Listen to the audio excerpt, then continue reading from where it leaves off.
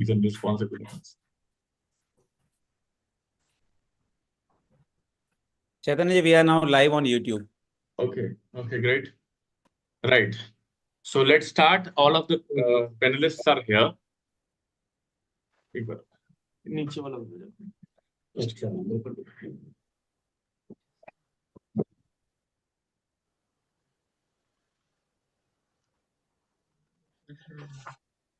All right. So welcome everyone to the 11th ICPNA, the International Conference on Peace and Nonviolent Action. And we are here in the last session of this conference, and we have our respected panelists with us. And let me just introduce the session to you for a little bit. In this enlightening session, our distinguished speakers will talk about the topic definition of peace and strategies to achieve world peace. So they will embark on a journey to explore the multifaceted concept of peace and unveil strategies to achieve world peace. Peace, once often regarded as the absence of conflict, encompasses a broader spectrum of harmony, cooperation, and mutual understanding among individuals, communities, and nations. Through thought-provoking discussions and insights, our speakers will elucidate various definitions of peace, shedding light on its diverse dimensions and significance in today's complex world. Furthermore, they will share innovative strategies and approaches aimed at fostering peace on a global scale, including diplomatic efforts, conflict resolution techniques, and grassroots initiatives. Attendees can expect to gain a deeper understanding of the intricacies of peace building and be inspired to contribute towards creating a more peaceful and harmonious world. Whether exploring diplomatic negotiations or promoting intercultural dialogue, this session promises to offer valuable perspectives and actionable insights for building a brighter future founded on the principles of peace and cooperation. Now, before I hand over the session to our chair, Sheila Sussman, I would request Dr. Gandhi to speak a few words and then give a message from Master Yuji Yahiro. So, dear friends, this is the last plenary session of the 11th ICPN. And we have very learned and spiritually elevated panelists who would share their visions with us. We have Sheila Sussman. She is going to chair the session. And we have Dr. Thomas Duffer. I do not know whether my friend Georg Manokin has joined. yes. And the Panikar couple, Madam Bharti Jain, Shanti Yogini, Susan Six, all are most welcome to this session. But before the session begins, I would like to introduce one spiritual leader from Italy. His name is Master Yuji Yahiro, and he has done wonderful work in the field of yoga. So he represents Okido Yoga, and Master Yuji Yahiro has participated in many of my international conferences. He has established human clinics. He is of the view that in the body itself, there are many psychic centers. If they are activated in a proper manner, man can be cured of all the diseases. And Master Yuji Yahiro has cured thousands of people without medicines. He, of course, has gained very deep and profound experience of yoga, and a specific yoga system, that is he has his master Okido modified our ancient system of yoga to match it with shiatsu of the Japanese technique. And he has done wonderful work. So I, I do not want to stand in between. What I want to say is that Master Yuziero is trying to uh, unfold the inner peace in human beings, which is the root for the global peace. So I thought it fit to have his message of peace. He has very kindly agreed to send us a video of his message, and I request Chaitanya to show this video. Thank you, Mr. Gandhi. And yes, we'll have the video just in a bit.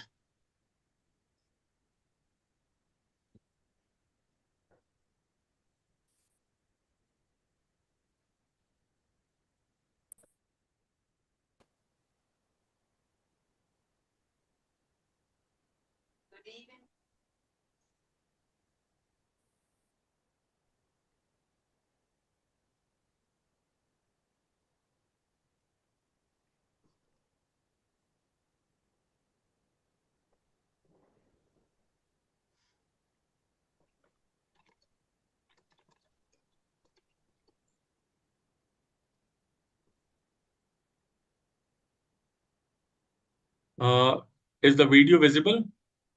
Yeah, just play this so I can tell you that the sound is coming or not. Play it. Okay.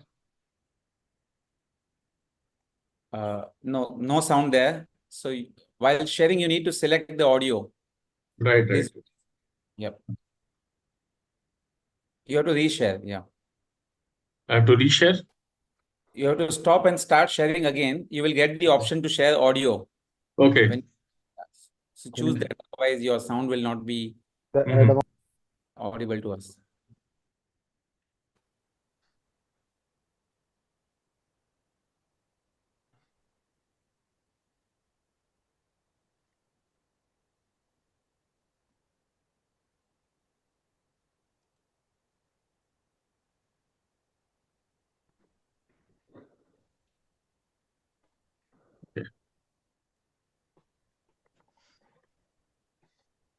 And Chaitanya, perhaps the video could be shown at the end, by which time you will have worked out how to do it.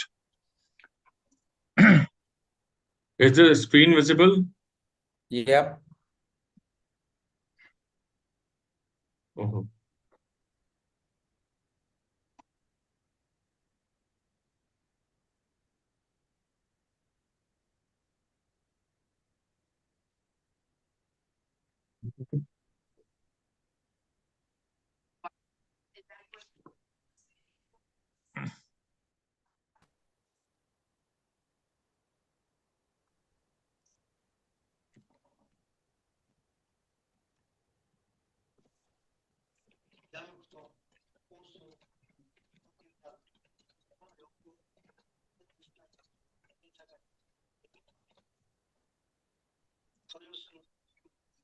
Can we hear? Yeah, play. Just play this. No. We can't hear the voice. Okay, so I'll share it with you, Deepak ji. Please play it if it is possible for you. Yep. Yeah? Okay. So by that time, I think we can start. We can should start. we We play can at play this last? in between. Yep. Yeah. Everybody's saying no.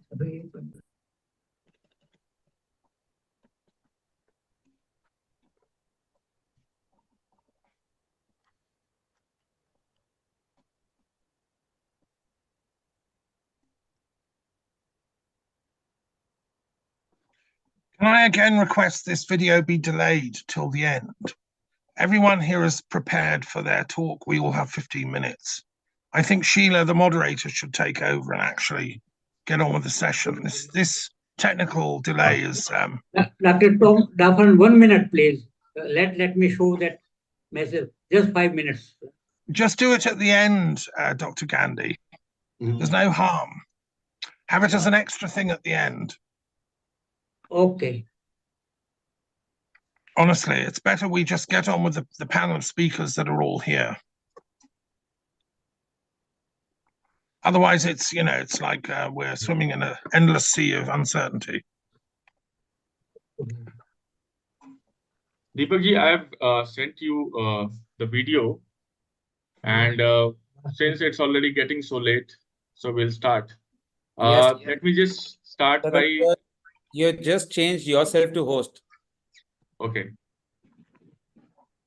So too much confusion because so many ideas have jumped in at once. Yeah, I I'll just make you the host. what Mr. Thomas is saying, we should now continue. Yeah, Just yeah, yeah. manage in the That's what. background. Just continue. Thank you. Yeah. You're a host now. So I'll just start by introducing Sheila. Right, just a minute.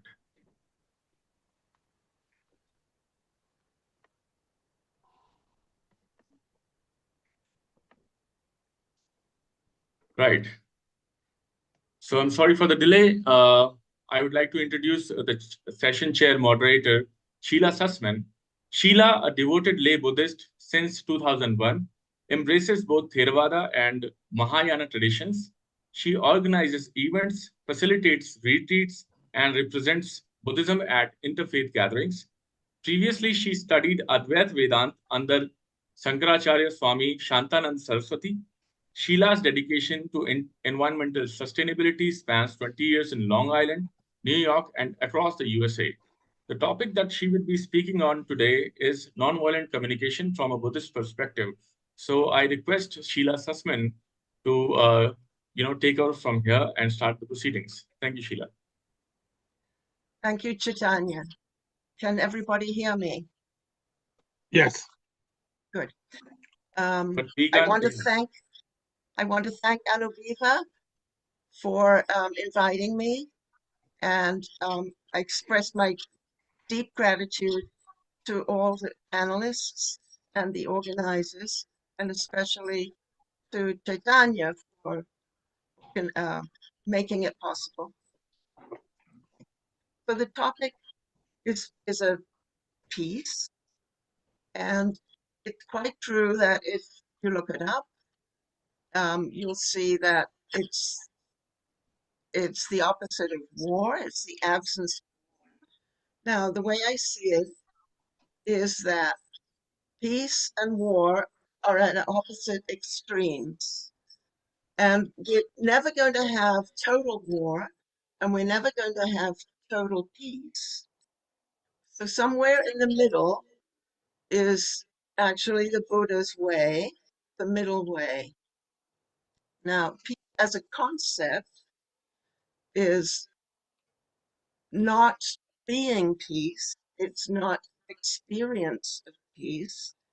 And I think the problem that we had connecting earlier was a good exercise in practicing peace, being patient, cooperating, and so on.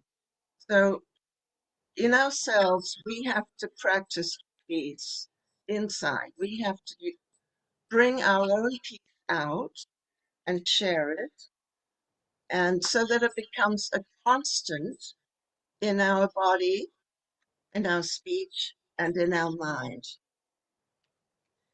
So my topic is nonviolent communication. And the main thing in nonviolent communication is listening to others. And there are some guidelines for listening to others. First, we should suspend assumptions. We should express our personal response, listen without judgment, suspend our status, whatever that might be. We honor confidentiality, and main thing, we listen for understanding rather than for agreement. So we listen to understand we agree to disagree, and we also honor silence and time for reflection. So these are the guidelines for listening, and guidelines for speaking are quite different.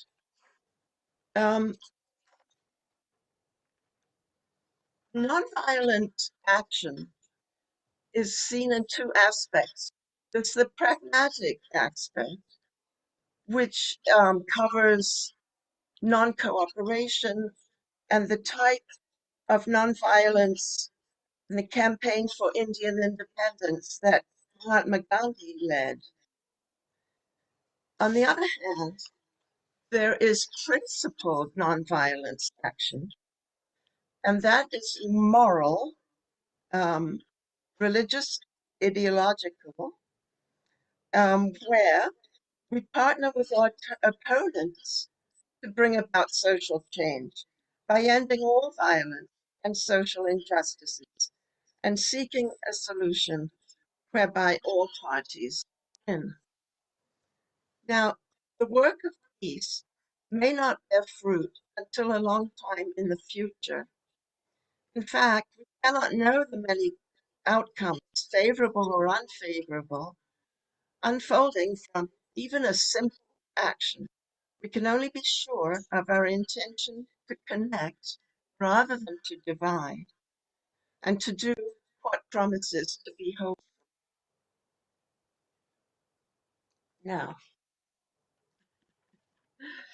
the Buddha gave guidelines for right speech. He taught 5 things to consider before speaking. The first, is it factual and true? So we abstain from false speech. We have no intention to deceive for whatever reason, for greed, hate, or delusion, because lying is disruptive to social cohesion, even in jest. Second, is it helpful and is it beneficial? So we don't intend to cause dissension. We plan to unite those who are divided and promote friendship, harmony, and third, we've spoken with kindness and goodwill. We don't use abusive speech. We don't scold. We don't become angry. We don't insult. We don't hurt by distracting, detracting from others' dignity. And we don't use sarcasm. Fourth, we speak endearingly and gently, pleasantly, politely, and appealing. And lastly, we speak in a timely manner. It may be that some truth has to be voiced, but it should be voiced at a good time, appropriate, in a kind. A lot of our speech comes straight from our thoughts. And here's some. The Buddha also said, everything is founded on mind, is made of mind. To actually speak with a corrupt mind is misery. What does it mean, speak or act with a corrupt mind? Sorry to intervene, Sheila. Yes. As a chair of the session, you will have like total of 20 minutes. An opening remark would be of 10 minutes, and later on you can conclude 10 minutes. So at the end, for rest of the speakers, it's 15 minutes. So you maybe start inviting the speakers by reading their bio and the topics along with them. Okay. Very good. Thank you, Chaitanya. So our keynote speaker is Dr. Thomas Daffern. Dr. Thomas Daffern is a distinguished philosopher and historian. He holds a PhD from the University of London. As director of the International Institute of Peace Studies, he advocates peaceful dispute resolution. With over 60 published books, he founded the Leonardo da Vinci Peace Prize and promotes global peace through various initiatives. Dr. Daffern's topic is nonviolence, peace, sustainability, and enlightenment. Some questions asked and answered.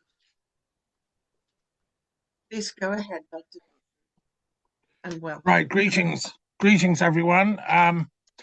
My title is, I'll repeat, Nonviolence, Peace, Sustainability and Enlightenment. Some questions asked and answered. In this paper, I'm exploring the connections between scientific and spiritual cosmologies. I want to trace the way that modern day scientific cosmology is compatible or not with advanced esoteric cosmologies in different traditions.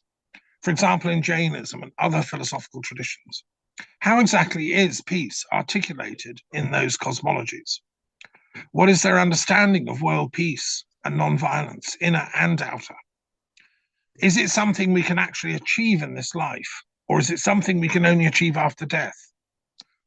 I've been exploring this question comparatively across different traditions, scientific, secular, and religious, for over 30 years, and produced the periodic table of the world's religious and philosophical traditions to help guide this work.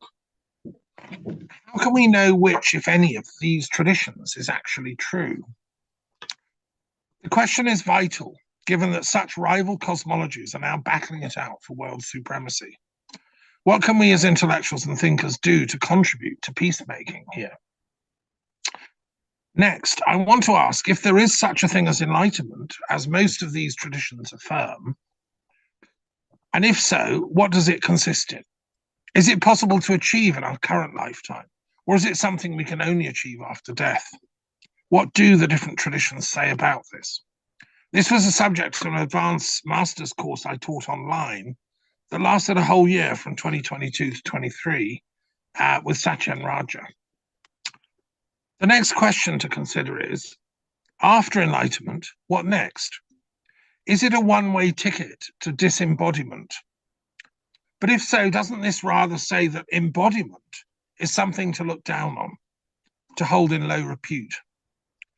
But if so, isn't that part of the reason for our ecological imbalance and our eschatologically driven wars? Some traditions teach that enlightenment is feasible for all humanity.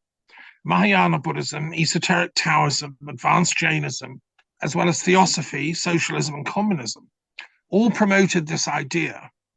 But what has happened to this ideal? Should it be simply dropped, or is it still worth considering? Indeed, we can ask, is collective enlightenment possible, or is it only ever an individual thing? Let us just for one moment assume it is possible. Then what might it look like? And what about the factors of the human conditions that are inescapable, like aging, senility, disease, death, rebirth, childhood, ignorance? However much enlightenment you accumulate in one lifetime, it seems impermanent, prone to decay. Why is that? Another question to ask is about the political ecology of collective enlightenment, and what are the blockages to enlightenment? What role is played by lies, ignorance, and dishonesty in stopping enlightenment? What role is played by violence and fear? And how do violence, fear, lies, and ignorance interrelate to one another? And what role is being played by corruption? And how is that also linked to lies in political systems? And what are the negative effects of wars and other extreme forms of collective violence on our enlightenment potential, both individual and collective? How interlinked to lies are wars? What about the role of military intelligence? And what about the new trend towards cyber warfare and informational warfare? Wars are now being fought in the information sphere, with the media playing a big role, and with parties jostling for narrative dominance. How can we reach collective enlightenment when forces are deliberately trying to distort, confuse, and misinform other people by deliberate policy? What about when whole nations or parts of nations seem to be doing this? What can be done about these factors, and how can this be cleared up so that we can all see and think clearly and truthfully again? Is AI, artificial intelligence, a solution or the problem? What about HI, human intelligence, and DI, divine intelligence? To offer one key solution, I've called for abstention from lying to be made a legal requirement for all elected politicians worldwide, in all parliaments, congresses, Knessets, and Dumas. And if a politician lies, they lose office, period. We cannot usher in Sat Yuga together without this. Next, we need to consider the role of consciousness in human evolution and how modern scientific research into consciousness studies are confirming ancient Jain, Buddhist, yogic, Taoist, Sufi, Kabbalistic, and Druidical insights. But one thing that is rarely asked in modern consciousness studies is the linkage between spiritual consciousness and the cultivation of peace and nonviolence. Why is this topic being negated, in fact? Could there be geopolitical factors involved in the way that higher education research into psychology has been largely funded as a branch of military research? The ongoing weaponization of academia is something I've witnessed at close hand, which is why I founded the Global Green University back in 1999 as a weapons-free campus for advanced eco-spiritual research and education. In my own scholarly work as a historian and philosopher, I've called for transpersonal psychology to be mainstreamed in the humanities in general, and asked what would our disciplines look like then? For example, transpersonal history. Turning to the possibility of interfaith peace, we can ask how it would be if the religions of the world took a pledge, both towards saving the outer environment from war and ecological destruction, but also the inner ecosphere from thought pollution, mental distortion, lies, and illusions. Could the ancient wisdom techniques of such spiritual traditions be applied by the religions working together to help end war and ecological self-destruction? Instead of working separately, could they be working collectively in some way? Here I highlight the Interfaith Peace Treaty, which is a tailor-made treaty for people to sign, which calls for exactly this, and consists of a personal pledge in the spirit of Anuvrat, inspired by my meetings with Acharya Tulsi and the ICPNA over the years. I invite colleagues to read it and sign it. The next question to ask is, exactly what will be the role of intellectuals in reconciling our warring ideologies? If we are going to clear up the environment as a whole, then surely ideas and ideologies and faith traditions are also part of the overall mental ecology of the ecosphere. Therefore, preventing violent conflict between protagonists of this or that thought system is going to be part of the necessary ecological work to be done if we are genuinely to save the planet and create a sustainable future. Perhaps Excuse me, Dr. paradoxically, Zephyr, can you wrap up? I'm sticking to my 15 minutes with due respect. I've timed this paper exactly. Perhaps paradoxically, what the planet most needs saving from is us. This explains the work I've done with the World Intellectuals Wisdom Forum, founded in India in 2017. Please join us. Next, we can ask whether the evolutionary sciences and the idea that our human and animal and plant forms have co-evolved over millennia necessitates a rethinking of traditional spiritual ecologies, or whether in fact it is possible to accommodate such visionary esoteric narratives within a deeper form of eco-philosophy. Perhaps there has to be a new meeting of minds here between scientific thinkers who are wedded to the empirical, measurable, observable data of scientific facts, and those who are more attracted to the spiritual sciences and believe it is possible to develop ways of exploring the spiritual kingdoms, including what happens after death and before birth, and so fathoming the mysteries of love, etc. What would scientific and spiritual truths begin to look like if they were in fact synchronized in some way?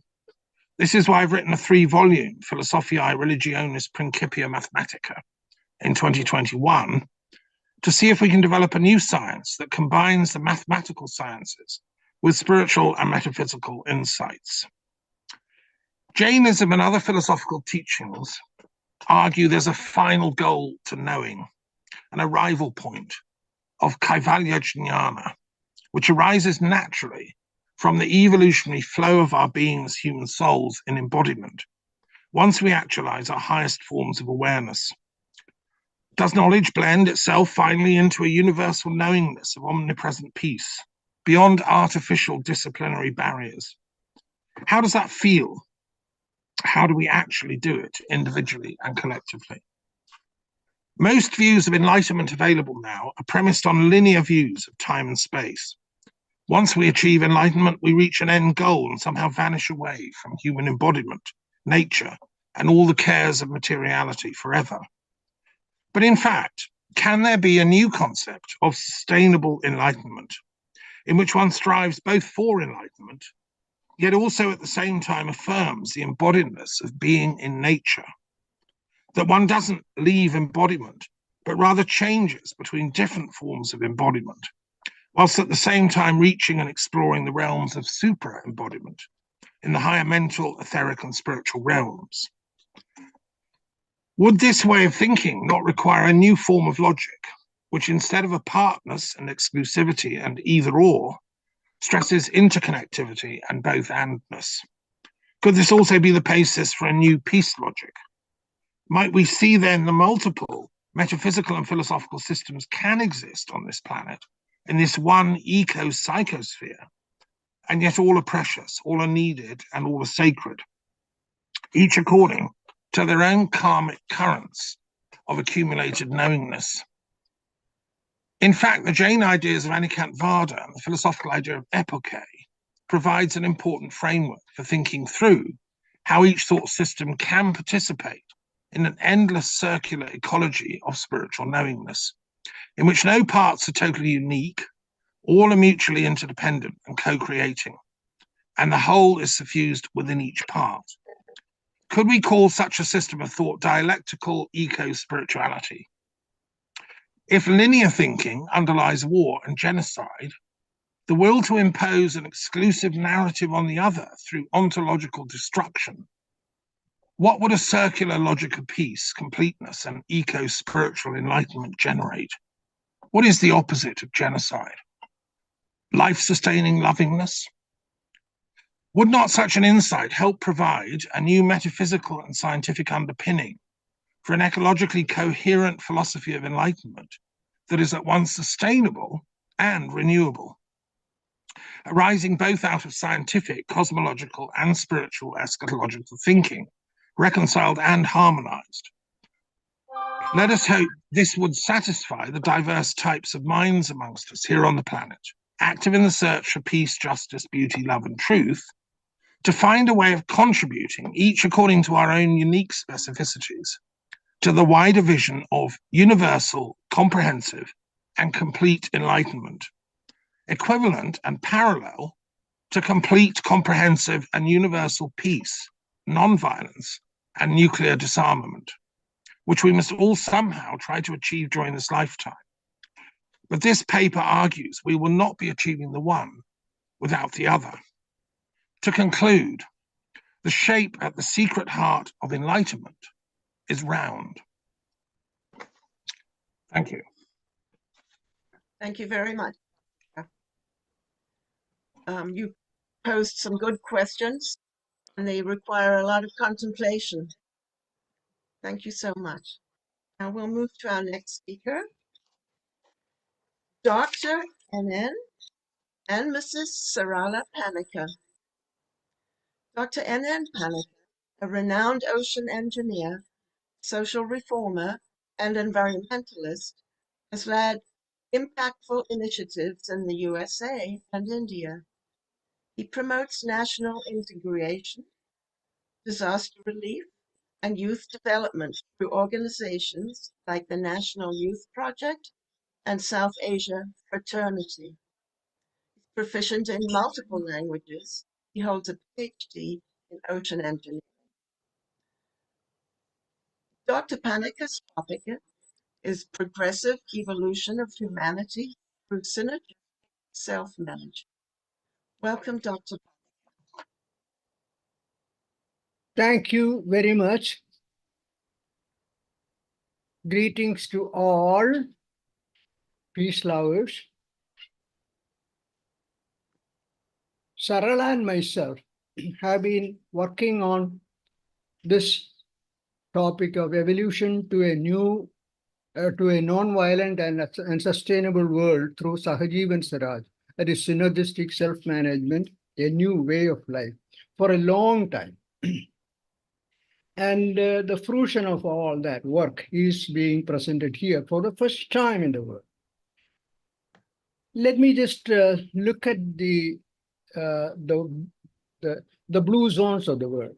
The blue zones are regions listed as the highest density of people who are living more than 100 years in the world. A remarkable study by Dan Blutner unlocked the secret. What is the secret? The common secret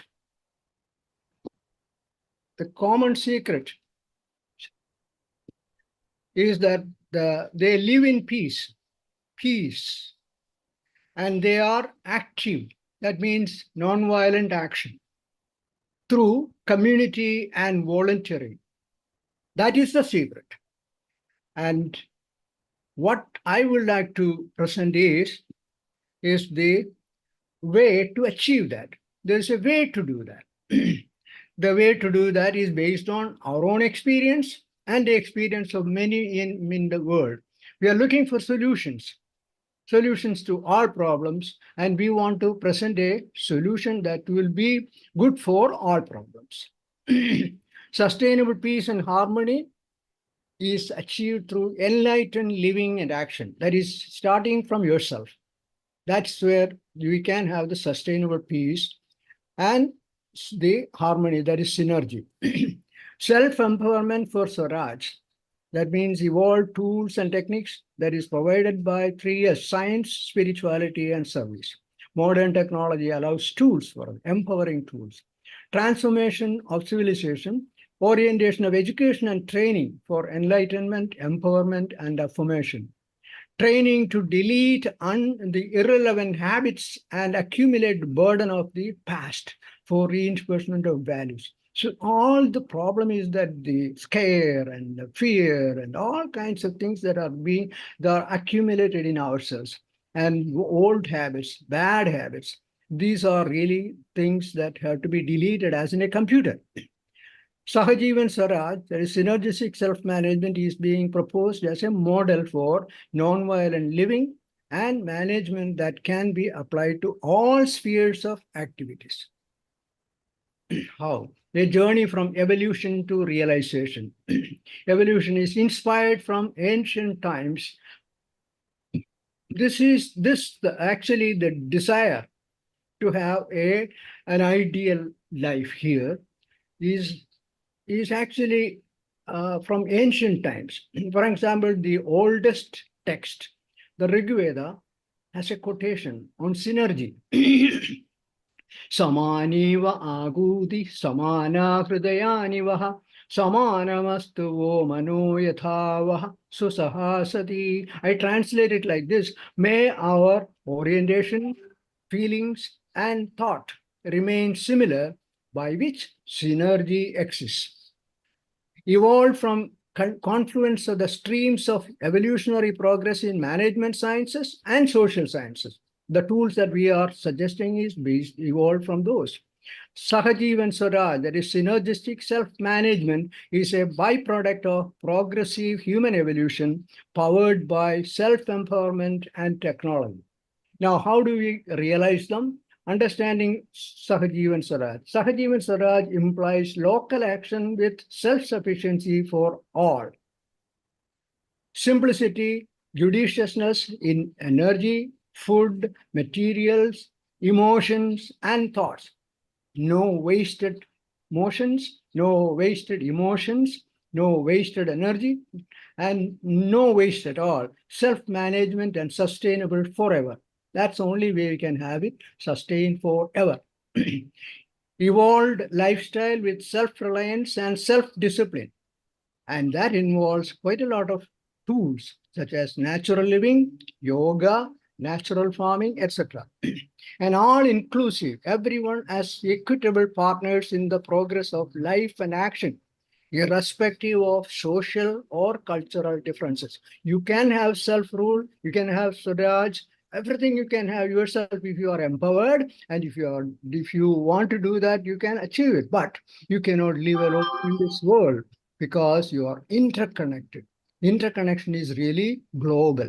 Therefore, it has to be all inclusive. Everyone as equitable partners in the progress of life and action, irrespective of social and cultural differences. That means you had to help others to come along with you.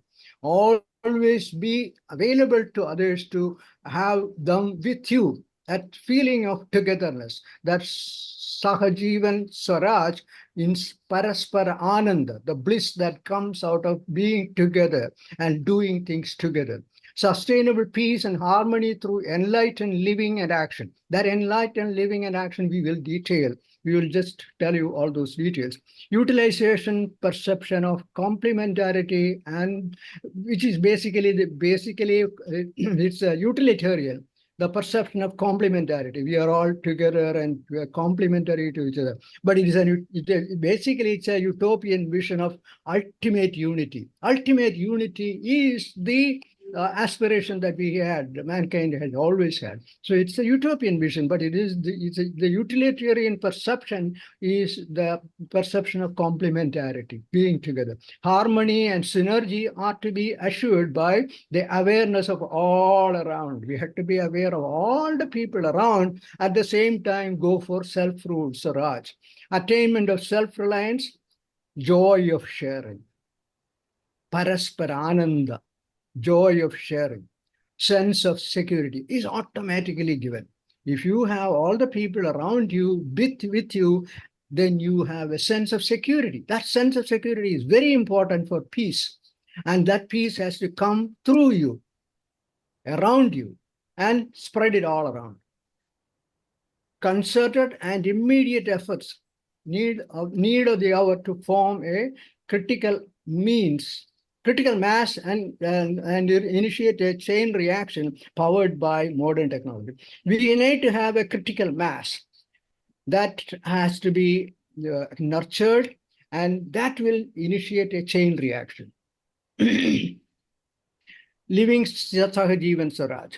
Examples of prototypes of the Sahajivan Swaraj, synergistic self-management model.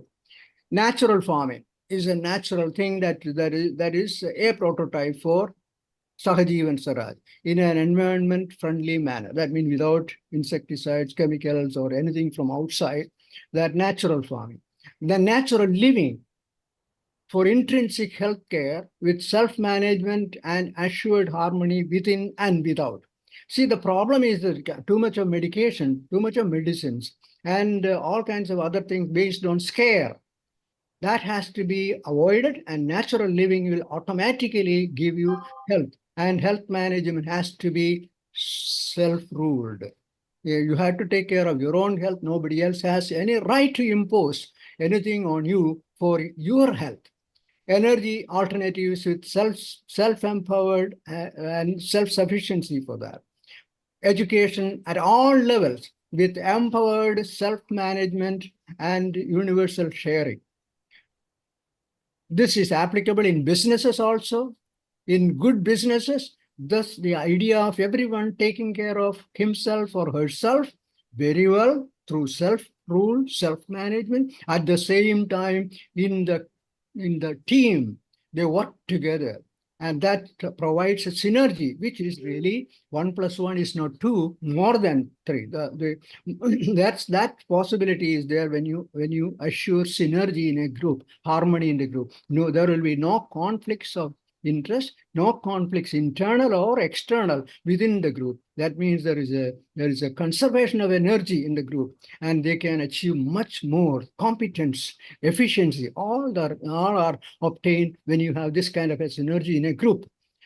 Governments also can do the same thing. Now, ways to enhance this. Okay, for example, there are certain things there's subtle things you have. Morning routines, for example, as soon as you get up in the morning, you seek permission from the earth before treading on her Samudra Vasane Devi Parvadastana Mandale Padasparsham Chamaswame. Padasparsham Chamaswame. Please forgive me for treading you with my feet because I need it for walking, for cultivating, for dancing. All these things, I need my foot to be treaded upon you. So please forgive me. Right in the beginning, you ask a permission from the earth. And the same way you think about, you have a humanistic meditation of all people around you. You are not alone here. All the people in the family, all around in the neighborhood, everywhere in the world, they are all together. So you think about them. You think about the name and the form, and think about them. They are all together. We are all together. You think about it in the morning first thing in the morning. Then you clean yourself and the environment, drawing energy and inspiration from the sun, Surya Yoga. You get energy from the sun, and it all can be doing yoga and comprehensive exercises. All these things can be done, moderating all consumption and maintaining an ever-present gracefulness, that ananda, ever-present. It has to be there. And that gracefulness has to be there always. And moderating consumption. Don't waste anything. Don't even have more than what you need, even though you have plenty. The Sahajivan Swaraj Sadhana, it's another routine we developed because we found that working for a long time with all groups, we don't accomplish much. No progress is done because a mental attitude change has to take place. How do you create an attitude change in people? We are saying a kind of sadhana which is not at all religious can be started. We started that on August 15, 2021, or more than 2 years now. And what we are saying is that for 7 minutes at 7 p.m. everywhere in the world, their own 7 o'clock, do a little bit of routine that will remind you of all the things that we are talking about. A global sadhana that was started on August 15, 2021.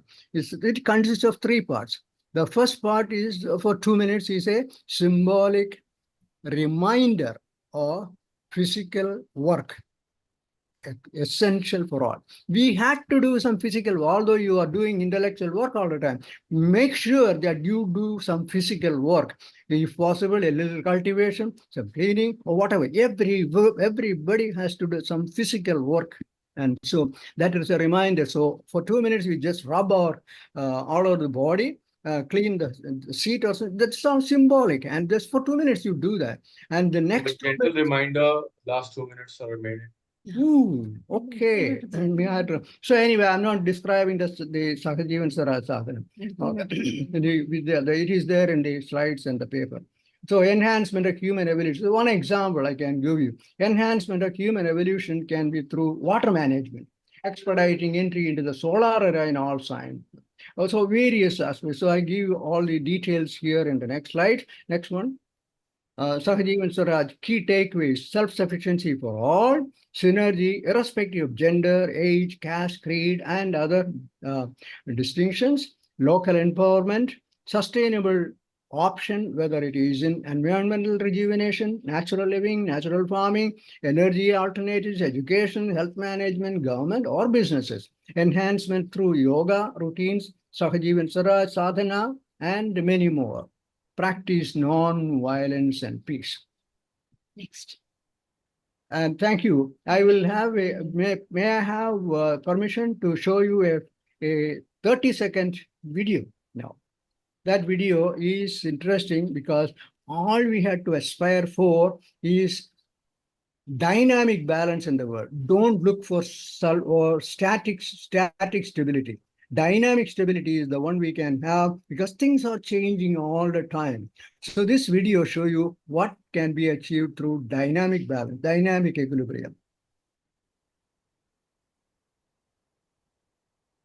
you will not believe that it is possible if you look at it in a static way. But in a dynamic set, this is possible. The equilibrium is possible.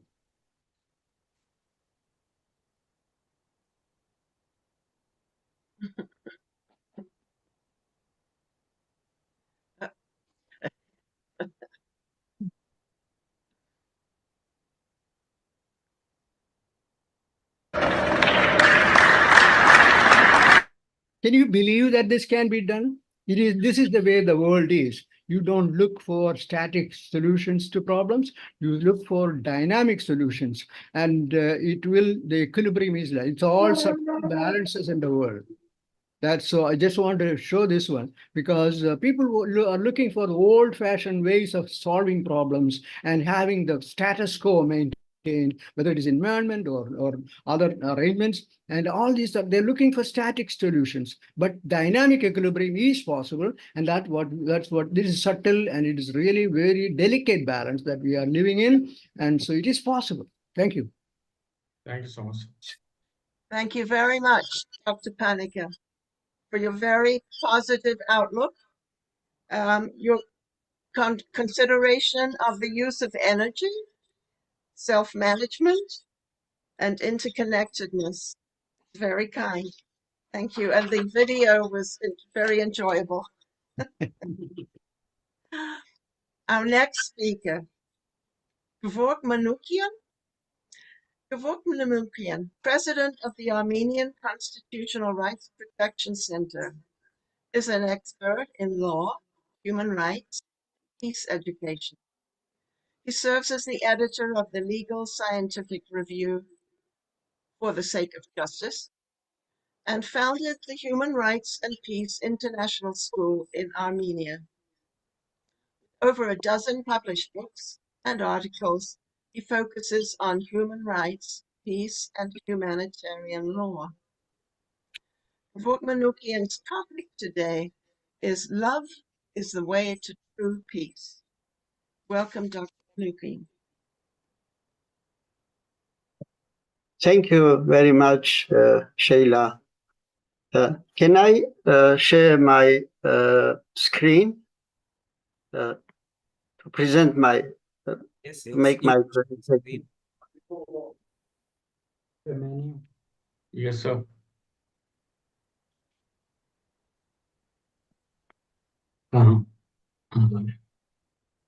Okay. Do you hear me? Yes, we can hear you. Okay.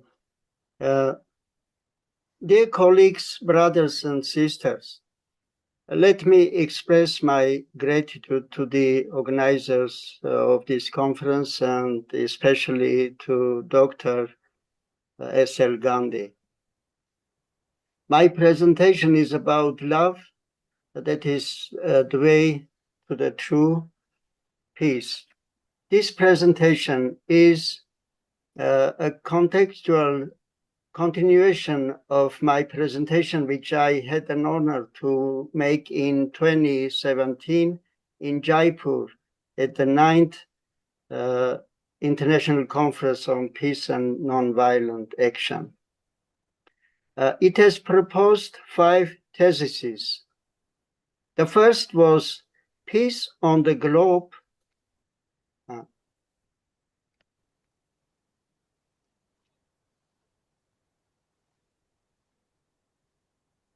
The first thesis was peace on the globe can be only universal.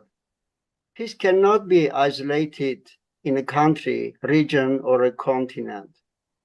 The second thesis was the world can achieve universal peace only if justice rules there. Justice also cannot be isolated. Fenced injustice cannot be everlasting.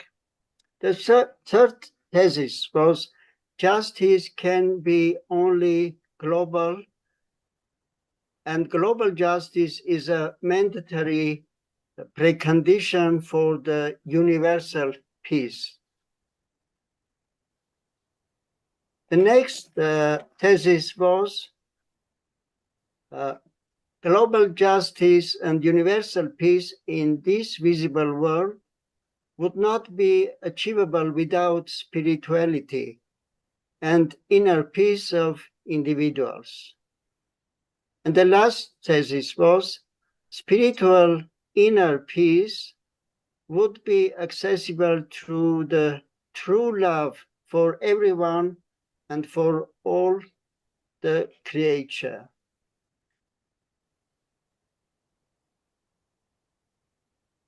And the conclusion was that love is the most motor for global justice and rising from it universal peace.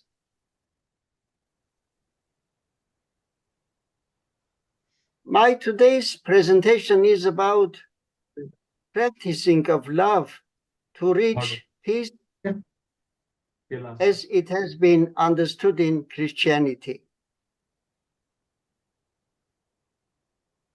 The well-known provision that peace is not possible without spirituality means that to consider the issue of real peace and to try to reach it, we have to turn our look from material world to inner world and from human society to self of the individual.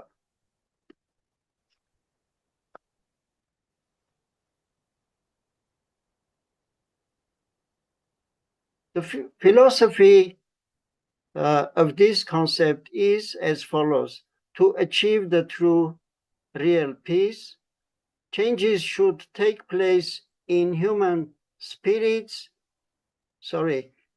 Changes should place in human spirits, hearts, and minds.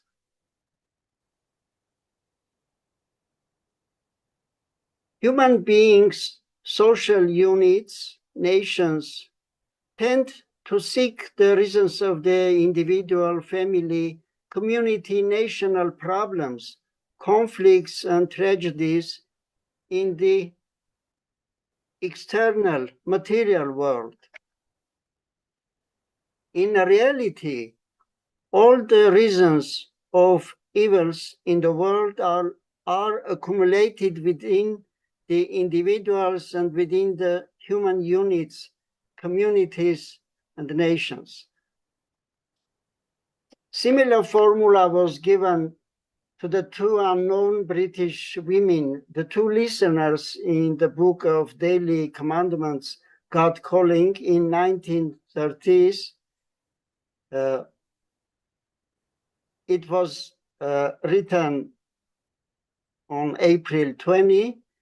The difficulties of life are caused by disharmony in the individual. This is why efforts to reach the true peace must be redirected from the material outer world to the inner spiritual sphere. There are 4 stages of the implementation for this concept. The first stage is reaching inner peace within the individual. This is the most important and the most difficult stage. Achieving inner peace for any person is a real feat, a series of overcome trials, spiritual battles. These are battles not against external opponents, but against internal, invisible, evil forces.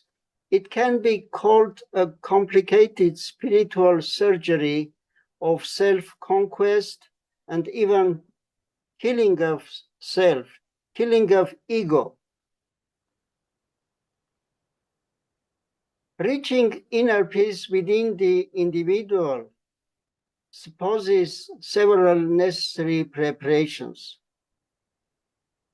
First is that individual should gain proper perception of his or her own mind, heart, and soul, cognition of his or her spiritual identity, the scopes of person's own abilities. The second, objective perception of the environment, nature, society, and interpersonal relations. The third, preparation, precise perception of reasons of the events, incidents, trials, and liberation from the widespread misunderstanding when she or he seeks the causes of all events that happen to him or her in external circumstances and in others, while the problem is within himself or herself.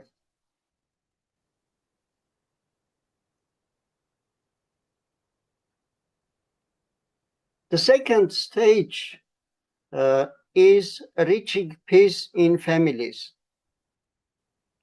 Without overcoming the first stage, reaching inner peace, one cannot have a peace in his or her family. When a person reaches that spiritual height, she or he simply cannot but spread peace around him.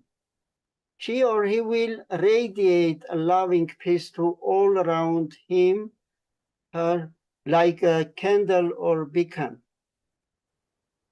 And when that peace is passed first on his, her family members, then to other members of community or most part of society members, a real miracle may happen. So there can be a smooth transition to the third and fourth stages. The third stage is reaching peace in community or society. And the fourth stage is the greatest dream of the mankind, reaching universal peace among all the nations.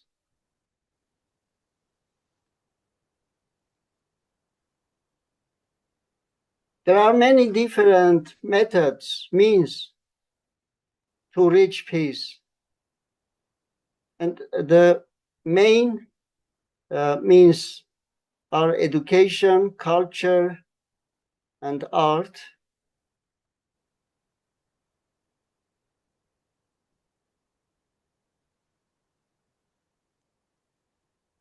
Each of these means are separate topics to be developed carefully and in detail.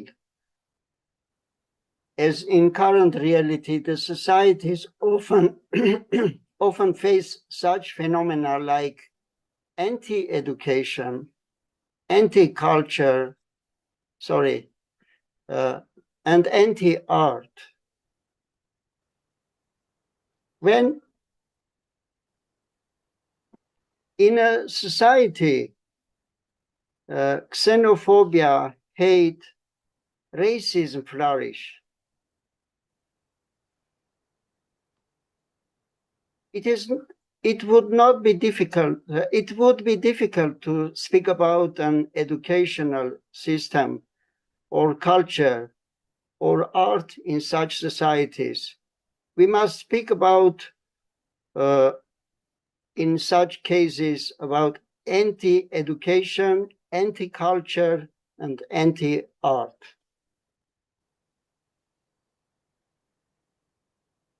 However, I would like to separate education, mainly peace and love education.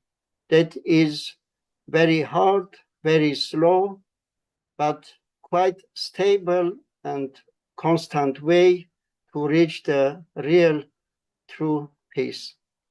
Thank you very much.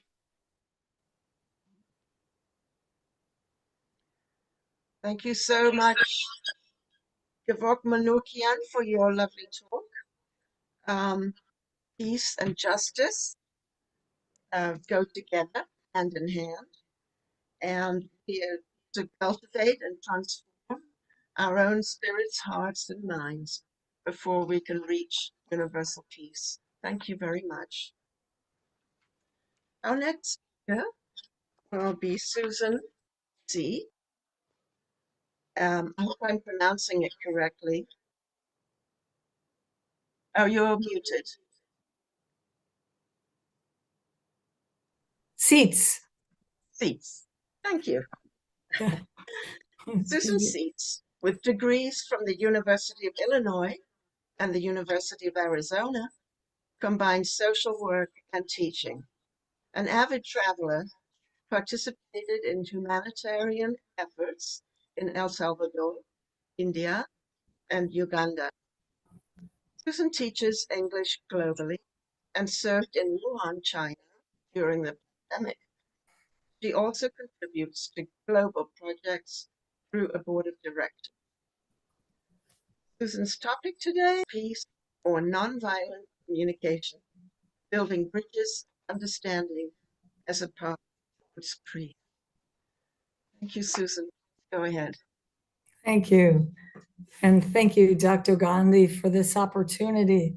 I have to apologize. I have a bit of a cold and a broken arm. But anyways, I picked that topic because I really like the idea of building walls.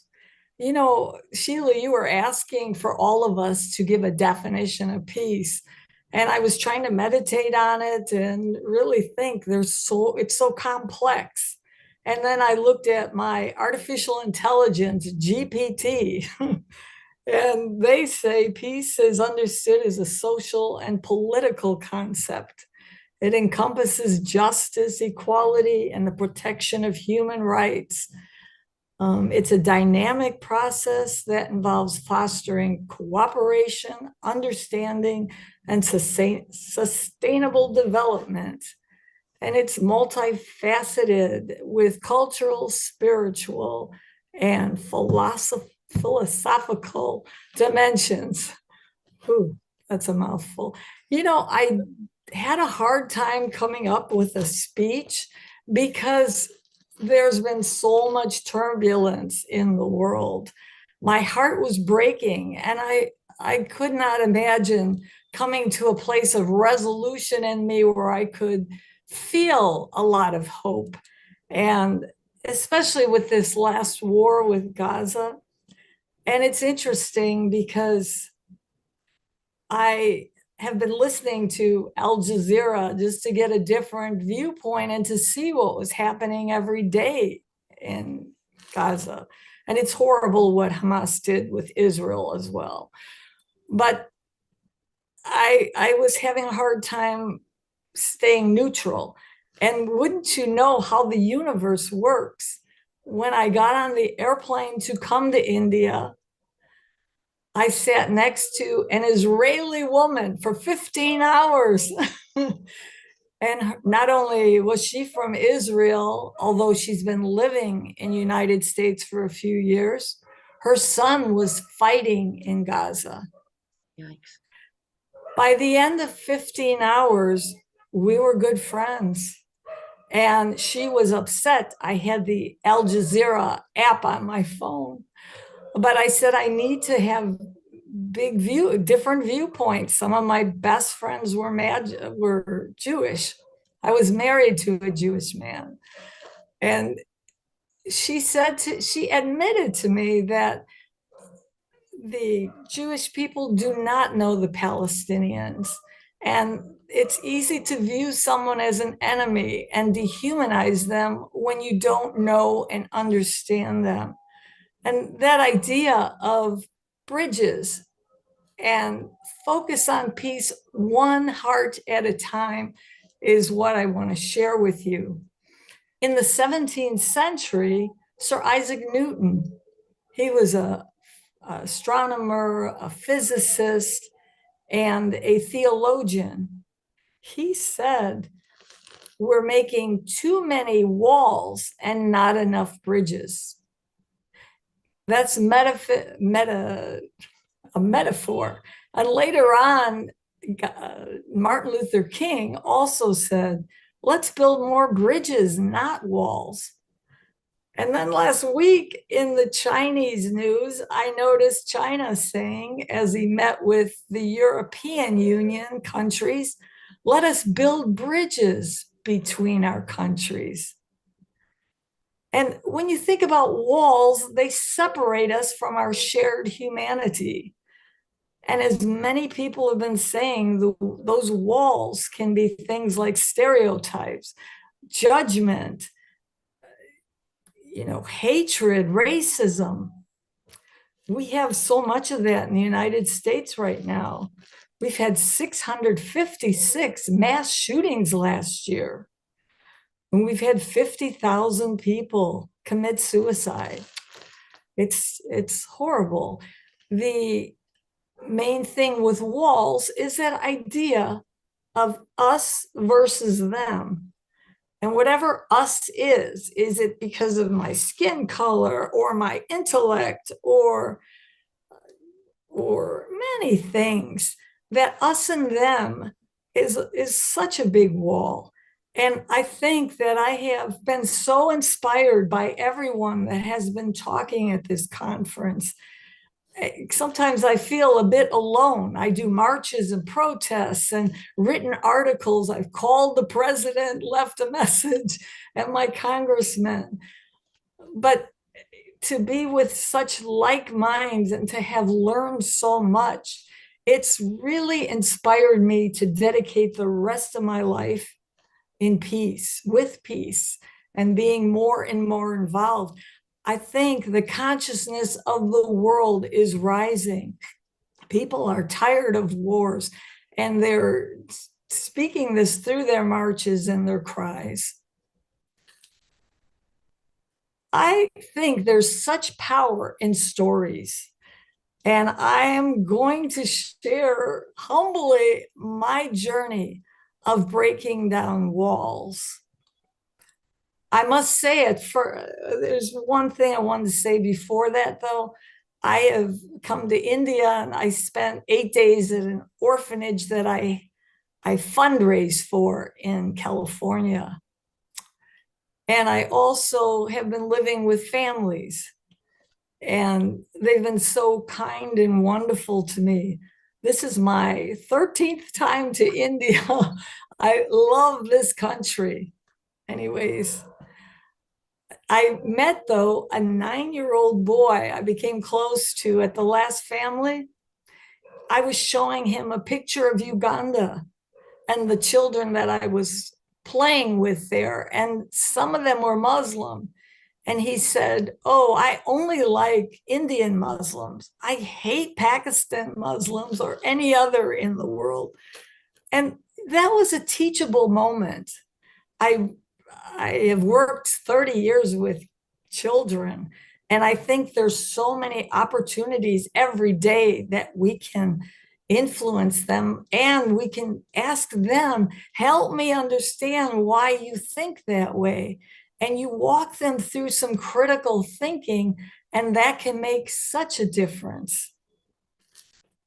So back to my story. I grew up in Chicago, many ethnic neighborhoods.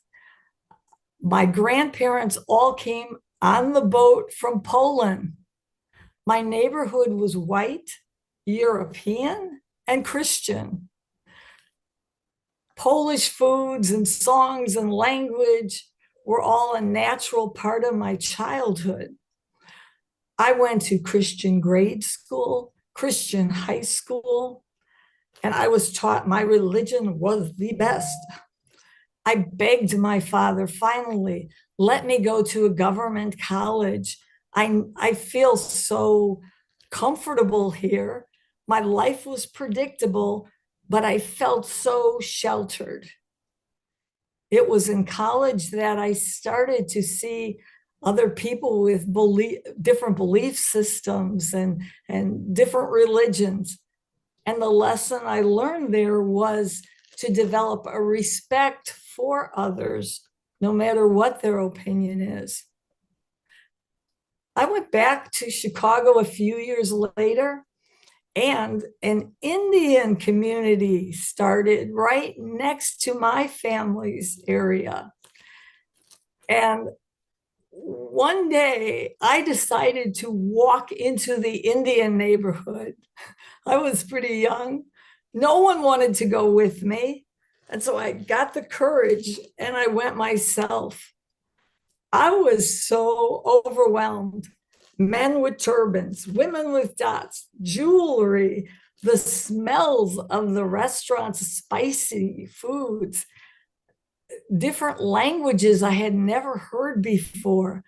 I was so curious, but I was afraid and ignorant. And I walked out quickly because I was scared.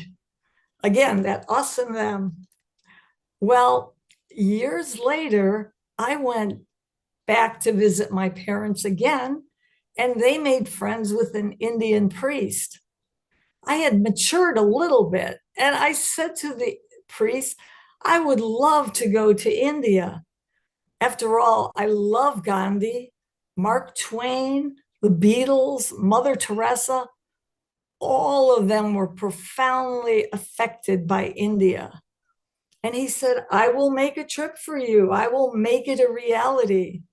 He says, you will live with families, Christian families, and nuns.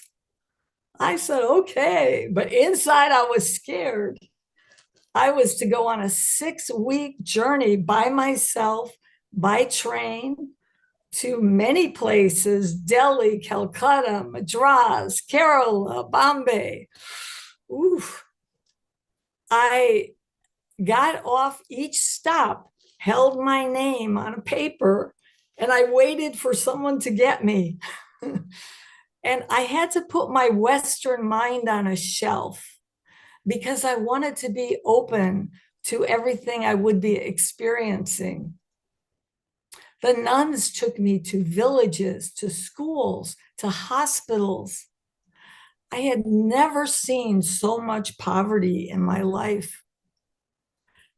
I loved my experience at Mother Teresa's. I was in awe of seeing them help so many people that were dying, and I helped the little children. Living with those families was so special. I started to wear Indian clothes. I love Indian colors. And then I even wore a bindi. I started eating with my hand. And I went shopping with them. I went to their churches.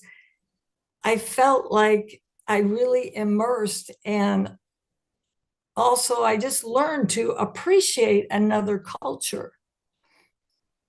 It inspired me to apply with Rotary. Rotary, a big service organization. And they had an opportunity for me. Well, they interviewed many people for 6 months, but they picked me to train teachers that worked with children who had disabilities, blindness, autism, many things. I was to go to schools in Kerala and Tamil Nadu, 44 schools, and speak to many Rotary clubs. I said, oh, great. And again, I was scared because they said, you will be living with families, only families for 2.5 months, Sikh, Jains, Buddha, not Buddhist at that time, Hindu, and Muslim. And I had that wall of stereotypes. I did not know much about that religion, those religions, but experience many memorable moments. I tell you, my time on the train was, I embraced what you had said, Sheila, listening to understand. When you're sharing a train car, second class AC, with 4 or 5 people, there's time to talk. And I was able to ask questions about arranged marriages, about festivals, about Diwali, about their belief systems, and I could share mine. I felt like I was with family, the love connection we developed. I learned how to be open-minded and open-hearted. I always brought magic because I'm a believer that you can share magic or art or music, and it is such a powerful way to connect with people. Well, my curiosity did not end there. I didn't have much money, but my friend was teaching in Thailand. I said, "Oh, I would love to teach there, but I don't know how to teach English," which is what he was doing. He said, "Come, you watch me for 3 days, take notes, and you can be the teacher." Oh, so I did it. Every time takes just more courage. And I went there, a very traditional town, 3 hours from Bangkok. Everyone bowed, and 95% of Thailand is Buddhist. It was my chance to learn about Buddhism. I taught during the week to the children, and on the weekend, I taught Buddhist monks how to say their noble truths and Eightfold Path in English. I asked teachers, help me understand how to work with children here. How can I respectfully teach? They told me things like never pat the child's head. You're mixing with their highest spiritual energy. Never point. You must always do this if you want them to come. They said they appreciated so much that I cared to know, and that I asked. Well, that experience inspired me later to go to China. Why China? Because on the television, I heard many negative things about. I said, wow, I've loved India and Thailand, Mexico, I went, El Salvador. Why not China? I signed up to teach 4 months. I thought I can handle 4 months. I loved it. I stayed 2 years. Sorry to intervene, Susan. It's time's over, so you could conclude it now. Okay. Anyways, many things after that, but I just want to say, even though I'm fascinated by cultures, I've been to 28 countries now. I want to say that I learned in a very profound way that what divides us is so small to what unites us.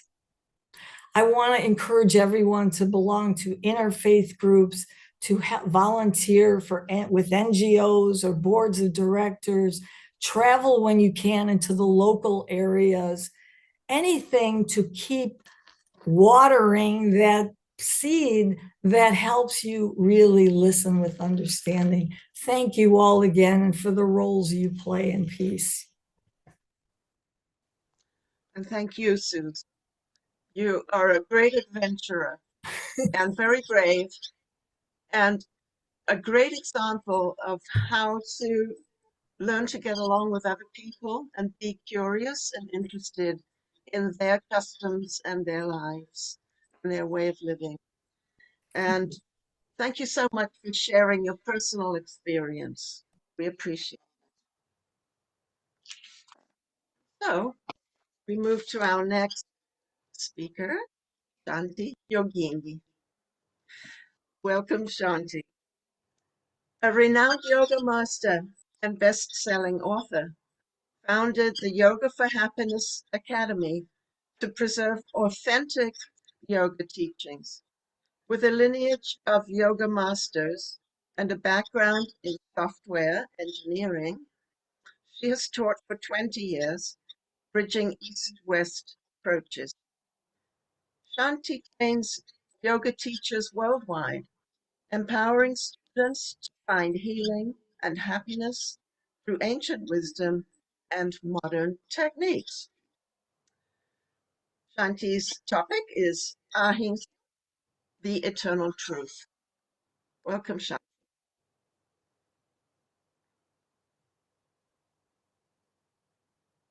You're muted.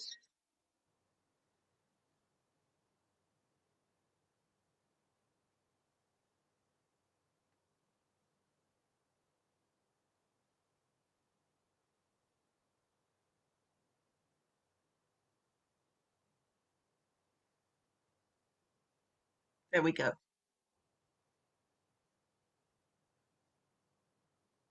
Namaste. So honored and blessed to be here. So I'll present today's discussion using an acronym called Ahimsa. They are the 6 steps to oneness, peace, nonviolence through yogic lifestyle. Ahimsa paramo dharmaha. Ahimsa paramo dharmaha. Ahimsa paramo dharmaha.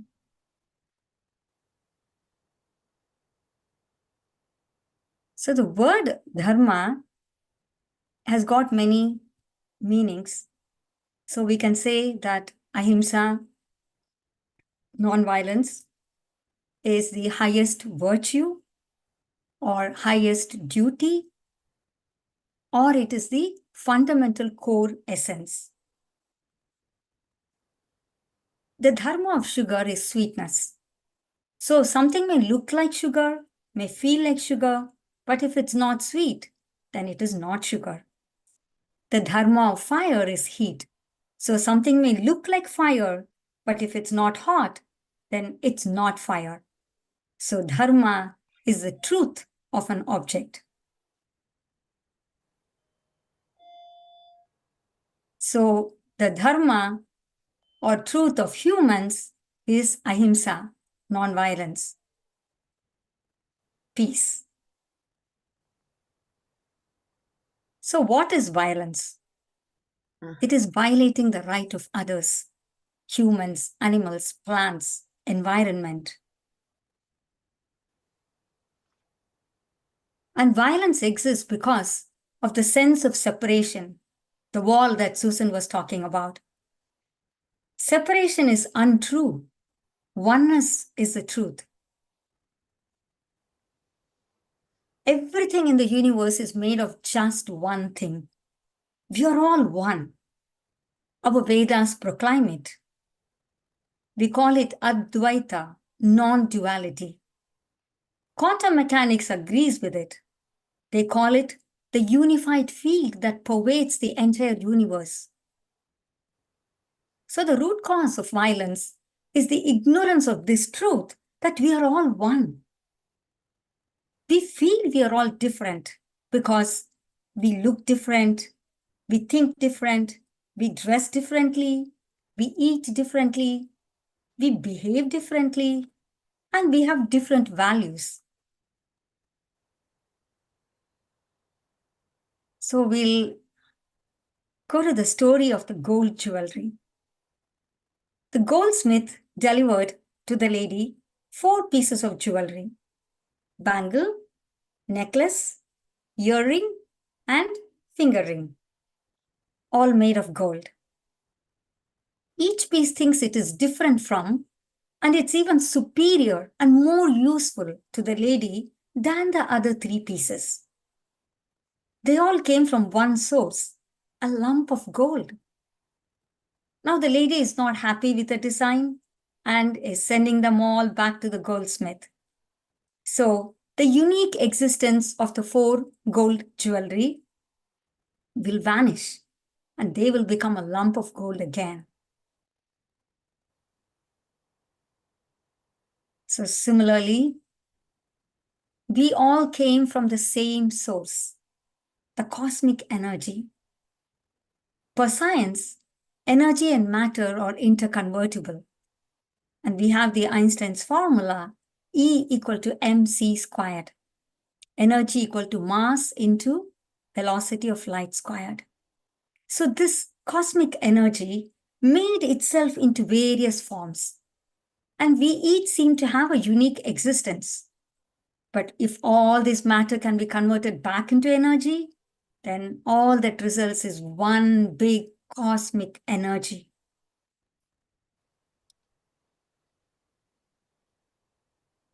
So we come to the first step, or this is the first step, the A of the word ahimsa, which is acknowledge our oneness.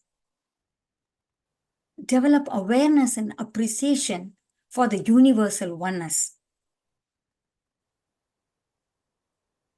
Next, yoga, or yoga as it's called in the Sanskritam language, is the path to experience this oneness.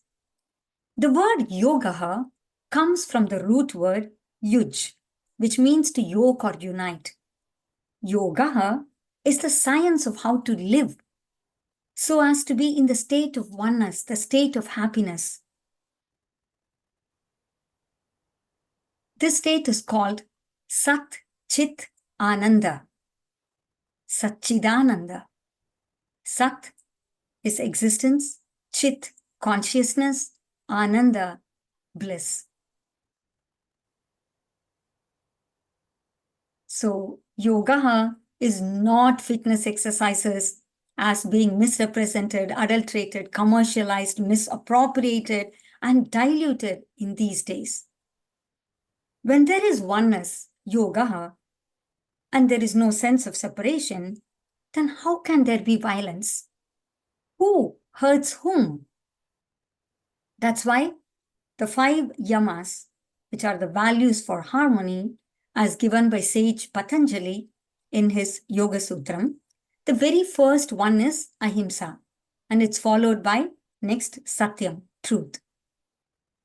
He also gives 5 niyamas, and of course the authentic text on Bhagavad Gita, the Bhagavad Gita, it gives many more yama niyama. So we can call ahimsa as dharma, dharmaha, essence, or yogaha, oneness, or satyam, truth. You may say it's very difficult to practice oneness. Only maybe realized souls can see oneness in all of existence. But that's not true. We are experiencing this oneness every day through our body. Will my right hand ever hurt my left hand? Say I'm walking and my eyes didn't see, I tripped, fell, injured my leg. Will my leg ever want to take revenge on my eyes? Impossible.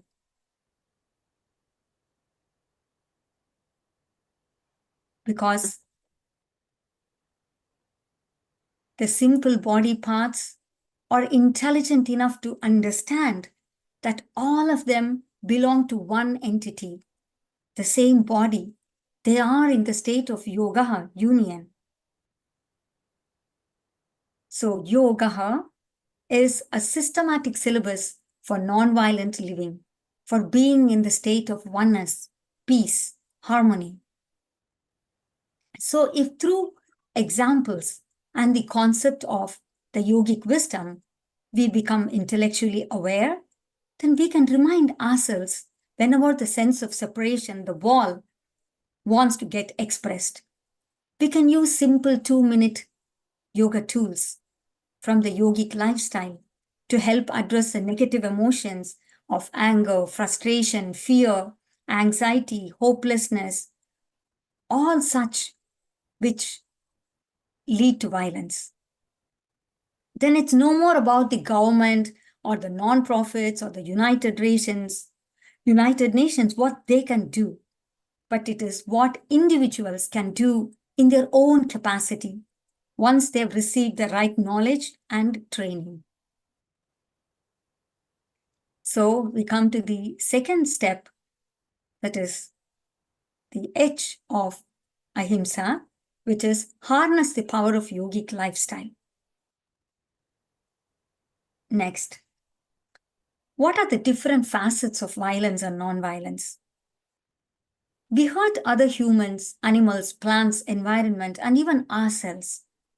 We are not taught how to deal with situations when we feel hurt by others. And in the process, we hurt ourselves even more. We hurt others in many ways, at the physical, mental, intellectual, social, and spiritual levels, through anger, through forcing others to our decisions or viewpoint, that is, through imposing ourselves on them, through gossip, through making fun of others, and so many such things. By becoming aware of this, as they happen, we can begin to stop them. And a yogic lifestyle helps in developing this awareness as we interact with others. So non-violence goes beyond peace talks. It is taking responsibility through conscious individual action. This is what Dr. Panikkar was also telling about managing within oneself. So physically not hurting another, mentally not abusing another, intellectually not thinking of us as superior or inferior to others, socially being loving to our family and neighbors, and spiritually not being petty about which God is more powerful and fighting over it, because there aren't really more gods. There is just only one higher intelligence, one God, one entity.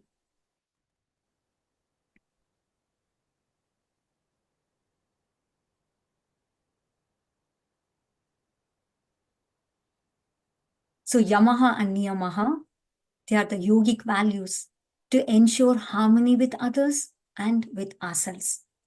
They are not rules or commands, but just recommendations to live to our full potential. So this is our third step. The I in the word ahimsa, which is imbibe yogic values of Yamaha and Niyamaha and apply it. Next, yogasanam or yoga poses. These are ways to move the body in the most effective way, in a powerful way, to not just impact the body, but also impact the mind and the Atma, our inner core. So you achieve body mastery even with very simple poses. There is no need for complex poses. So this part of the lifestyle is step 4, which is M of the word ahimsa. So move the body yogically. Next, pranayamaha. So pranaha means life force, the vital energy within us. Ayamaha is elongation.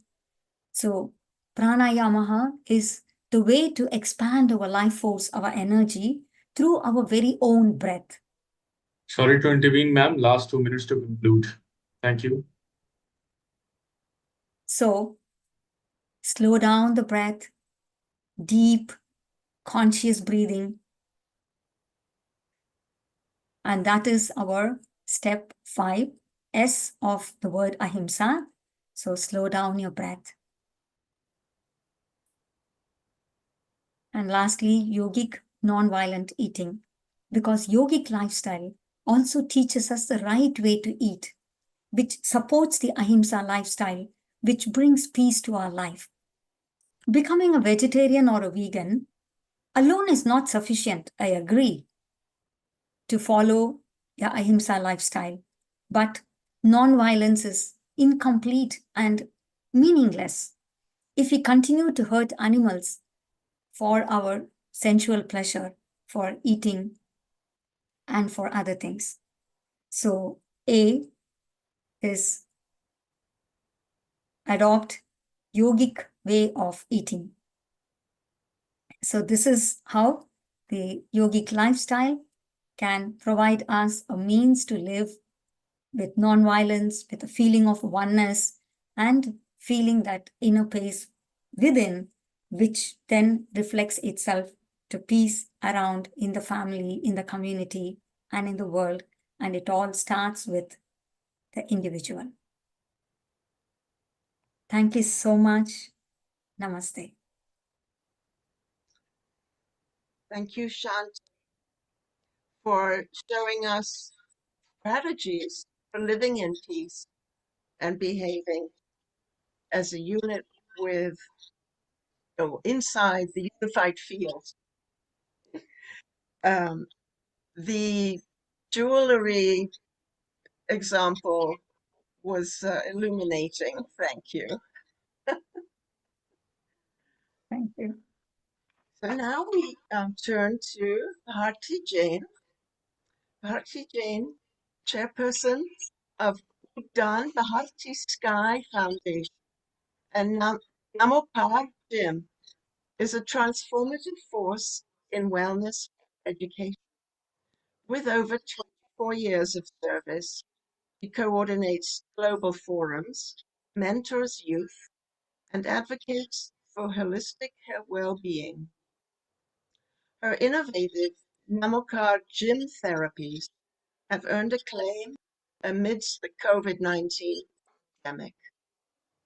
Bharti's topic today is harmony within, holistic wellness, programs as catalysts for global peace and sustainability. Welcome, Bharti. Please go ahead. Thank you so much, Hilaji, and thank you, Dr. S.L. Gandhi, for giving me this opportunity to be here. I'm deeply honored to stand before you, united in our shared mission for a more compassionate world. My talk is very much connected to Mr. Givok's talk, that is for universal peace. The first step is the peace inside an individual. And the topic of my day is Namuka Jim, Cultivating Harmony Within for Global Peace and Sustainability. But before that, a backdrop. In today's hustling world, peace feels distant amid the rush of daily life, despite material comforts, whether in the morning commute or nightly news. The quest for order amid chaos is very, very clear. So let's understand peace. Peace represents equanimity, harmony, and well-being, rooted in the Latin term pax, indicating not just absence of conflict, but also resolution through understanding. Inspired by Lord Mahavira, live and let others live. Embrace ahimsa, embrace peace. Peace extends beyond physical non-violence to mental and emotional harmony, not only among humans, but also with all living beings. Mahavira teaches that peace is achieved through ahimsa, fostering compassion and understanding for all beings, as Shantini said. Philosophers like Gautam Buddha and Albert Einstein emphasize inner peace as vital force for global peace. Then what's the need and significance? Peace serves as a cornerstone for addressing various challenges faced by the individuals and the societies. It offers answers to life complexities, spread positivity, foster virtuous behavior, and facilitate sustainable change through education. The absence of peace leads to stress, conflict, disharmony, affecting mental, emotional, and societal well-being. There is an internal peace and external peace, reflecting personal and environmental influences. Internal peace relates to individual state of mind, while external peace pertains to societal and global conditions. Challenges to peace, such as stress and conflict, highlight the need for holistic approaches to wellness and well-being. And here comes Udaan Bharti Sky Foundation paves the way for healthy and prosperous India through Namokar Regime, aiming for global health, peace, harmony, and security. This presentation explores Namokar Gym's essence and importance in our contemporary world, linking it to the Sustainable Development Goals. It analyzes its role in nurturing inner harmony and fortitude amid modern challenges, and furthermore, its transformative potential for global peace and sustainability. A holistic wellness program based on Jain philosophy of life, forgiveness, and gratitude addresses contemporary adversities while promoting well-being. It unfolds in 3 key segments: concept and significance, understanding the role, and transformative potential, showcasing its efficacy in enhancing personal and societal welfare while addressing the SDGs. Now, the motivation behind this innovation, you can see through this video.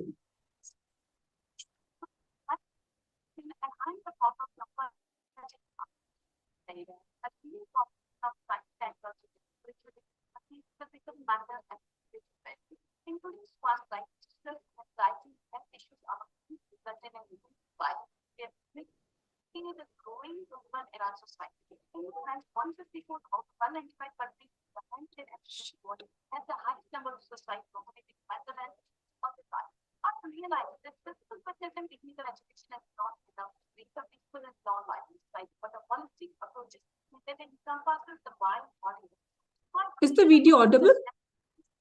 No. Yes, volume is a bit low.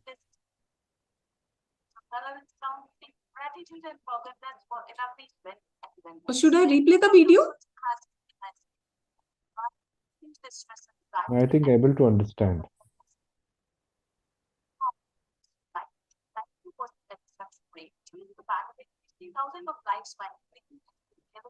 Lifelines body-wide program, including taking patients on dialysis, receive accolades from higher officials and the medical fraternity. They inspire and mobilize nationally and internationally. Use various forms of media to reach a vast audience. Our goal is to be a ripple effect of peaceful change. With our agents of peaceful and sustainable change, we can able to become ambassadors of our gem, reaching every patient and helping them discover their values, passion, and ultimately aim is to integrate some of our regular education and healthcare system. Our current project is the biggest research ever in the world. Even the 10 people on that models of facilitating respect. By becoming a part of our mission, we can help us bring the world with love, peace, and balance, and not just a dream, but a reality. Join us in this revelation and experience the power of compassion. Together, we can make a difference in the world. I believe I can do it, you can do it, and we can. I believe I can do it, you can do it, and we can do it. So Namoka Gym is a pioneering holistic wellness program that integrates yoga, meditation, and alternate healing, aiming for personal and societal well-being by addressing the interconnectedness of mind, body, and spirit.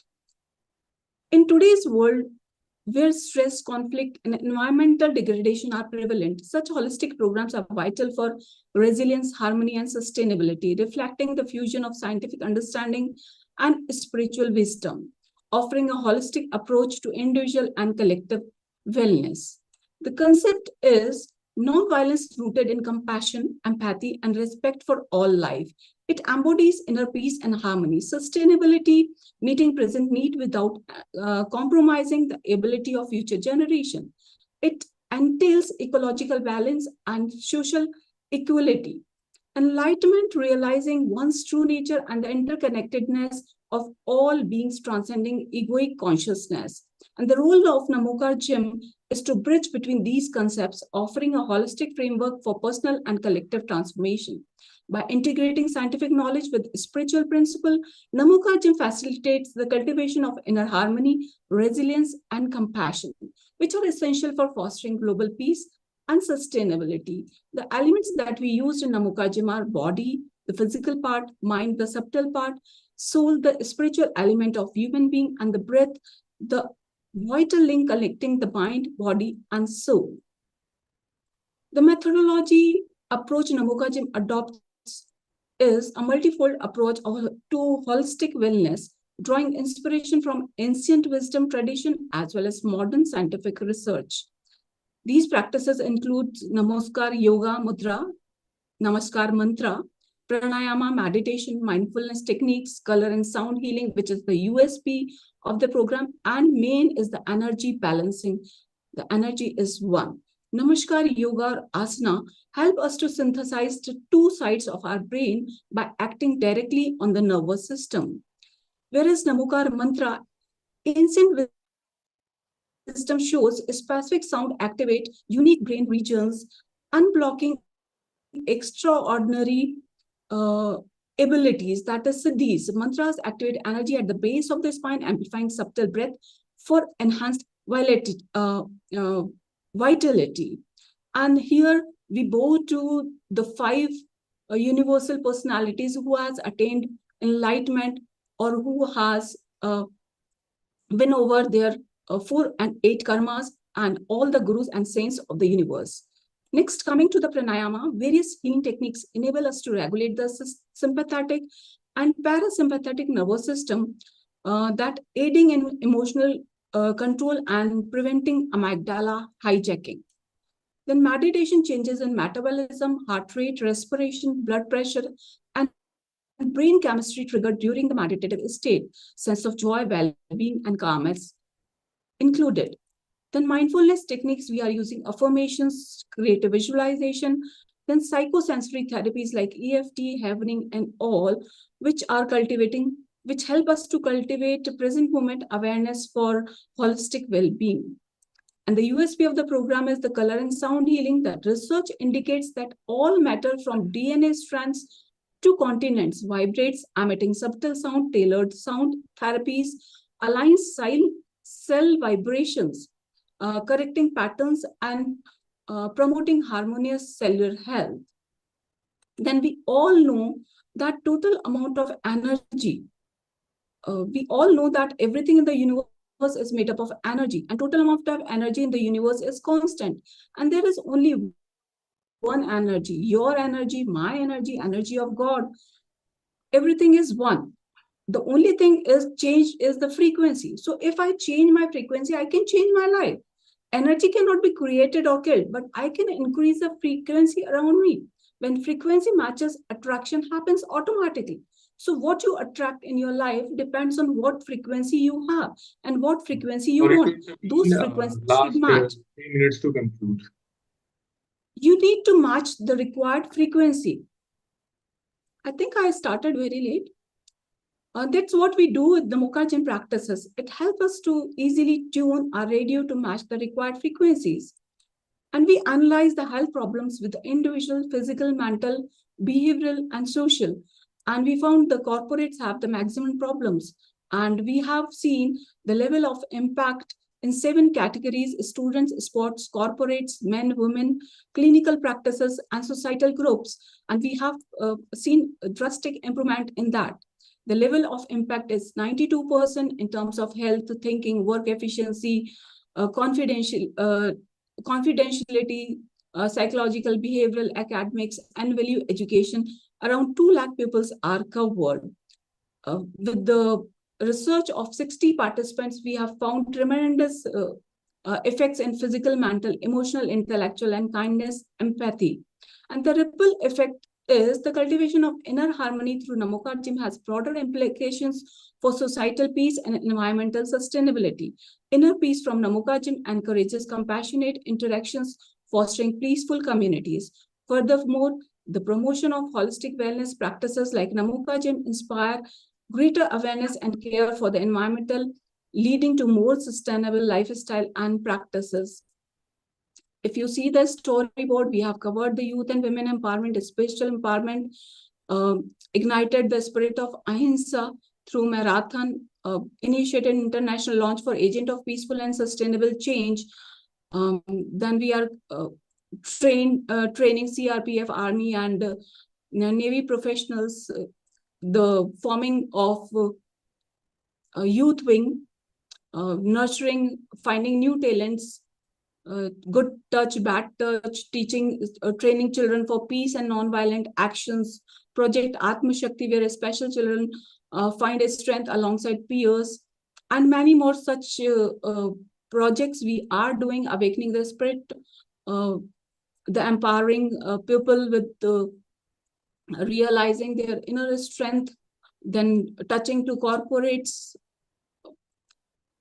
to sports, promoting games and culture, celebration through unity and games, conducting the programs for Tihar jail inmates and all. And we are spreading it through print media. The higher accolades are from gurus, from medical fraternity, from thinkers and all. And we are achieving these sustainable goals like good health and well-being, quality education, gender equality, decent work and economic growth, peace, justice, and a strong institution. And our next move is a project Feel and Heal Your Body. The strategic intervention is to make it it's a based training and healing based camp with Gurukul education, and the purpose is to incorporate this into the education and health system as a part of the curriculum.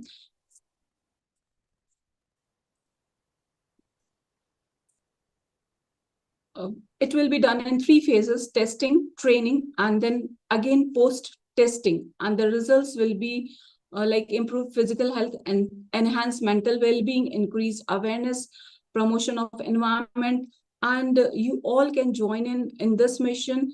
And I would like to say these challenges are not unique to a particular country. Rather, they are global issues faced by communities worldwide. Countries like India and US, UK, and many others grapple with same challenges and can benefit from the collective efforts to address them. And as I said, peace education is must. Peace in the body, health for all, and natural balance should be the spirit of community and universal responsibility. This approach not only promotes personal growth and self-improvement, but also contributes to the creation of a more harmonious, peaceful, and sustainable society. Concluding to that, our approach aligns with India's rich heritage and values epitomized by the principle of Vasudhaiva Kutumbakam, the world is one family. Drawing from ancient wisdom, our programs emphasize holistic development for individuals and societal well-beings. Countries like India, Japan, Sweden are already embracing this approach, fostering a brighter future for all. As we conclude, I extend my heartfelt thanks to all contributors and reaffirm our dedication to peace and non-violence. Let us work together to build a world where compassion prevails and every individual thrives in dignity and peace.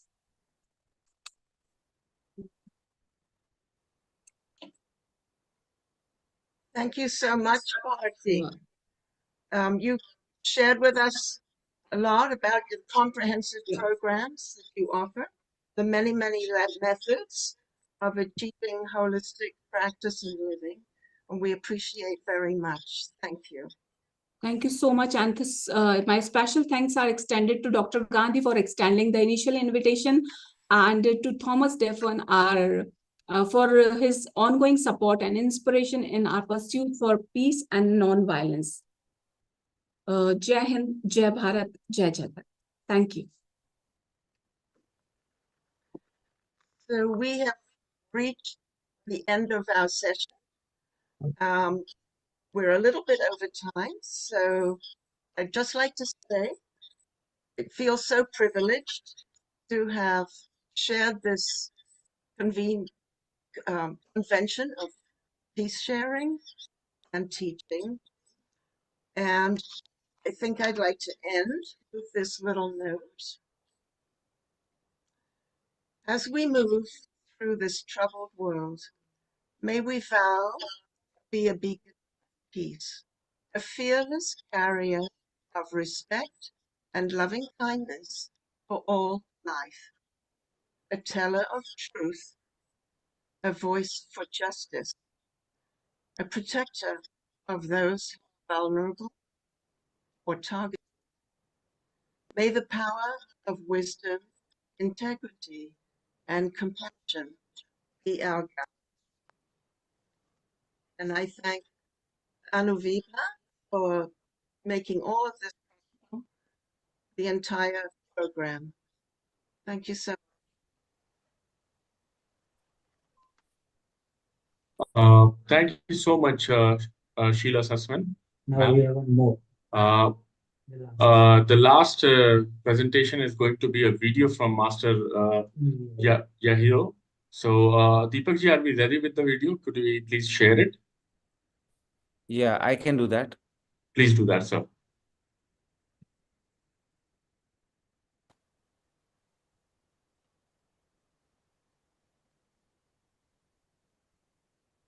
Good evening to everyone.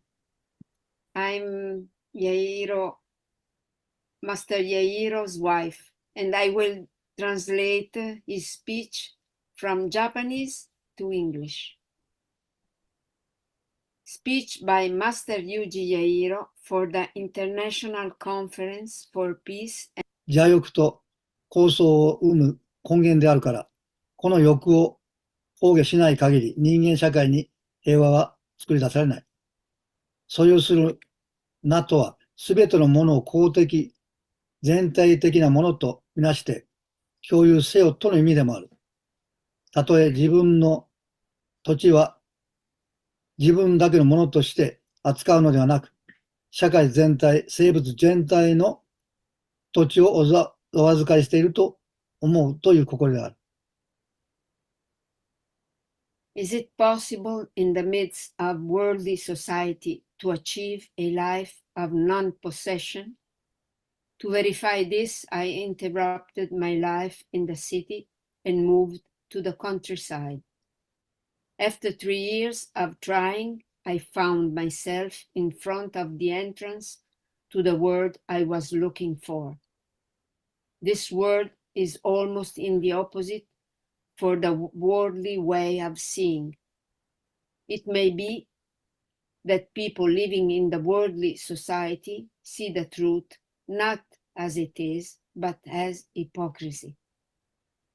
Non-possession does not mean possessing or not possessing something. It means that it is right to possess only what we can have in a natural way.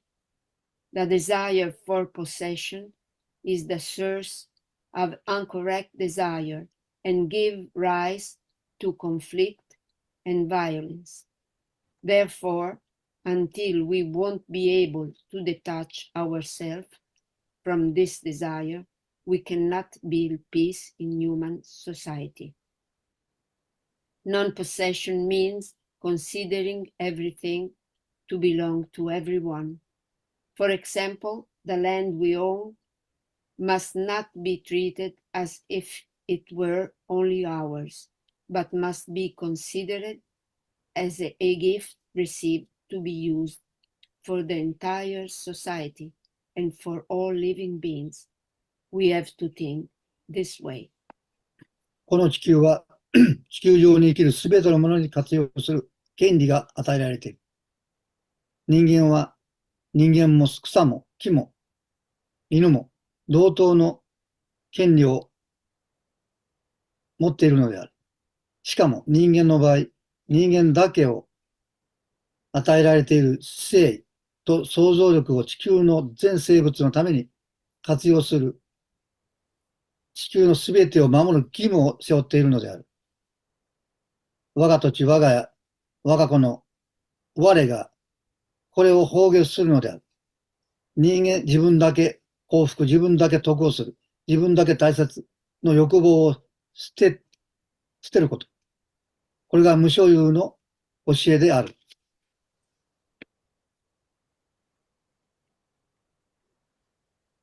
人類の最も自然なあり方は、生かし合い、助け合い、教え合う共存共栄であるとする。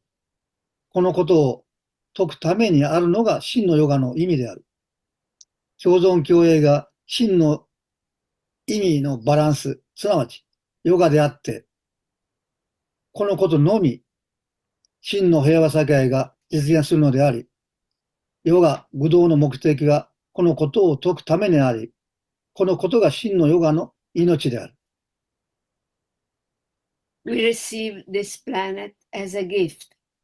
Everyone, man, plants, animal, each one has the same right to use it. Man in particular, who is the only one to have received the gift of intelligence and the strength of creativity, has a greater responsibility and duty to use these abilities to protect all living beings and the entire planet. We need to detach from the attitude of considering everything mine, my house, my land, my children. Abandon the desire for happiness and advantage only for oneself. Throw away the attitude of considering oneself as the only important one. This is the teaching of non-possession. The natural human way of life. It means discovering the value of each other, helping and teaching each other. This is the mutual prosperity.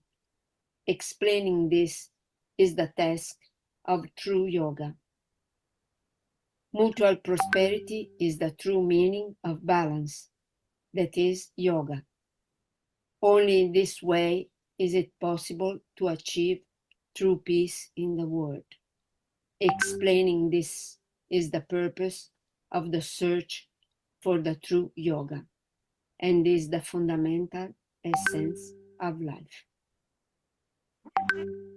限られている時間の中で原稿を書いてそれを読むということには慣れていないので、気持ちが届いたかどうかは分かりません。少し残念ですが、ご清聴ありがとうございました。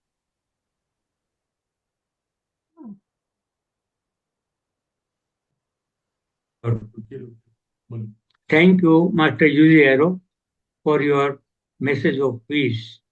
And since this is the last plenary session, so your words of tranquility, peace will definitely continue ring in our ears. We are also grateful to all the panelists, particularly Sheila Sussman, who has chaired the session, and Dr. Thomas Duffern. His keynote speech was very illuminating. We enjoyed it. And also friends from other places have made their presentations. So we are from Anuviva are grateful to all of you. And now Chaitanya will give the concluding remark. We have 5 minutes time for any questions for the panelists. So I see that Ignatius Xavier has raised his hand. Meanwhile, I request all the other panelists and respected speakers to, in case they have any questions, they can write it in chat as well, and all the other attendees as well. So we'll see what Ignatius has to say. Just a minute.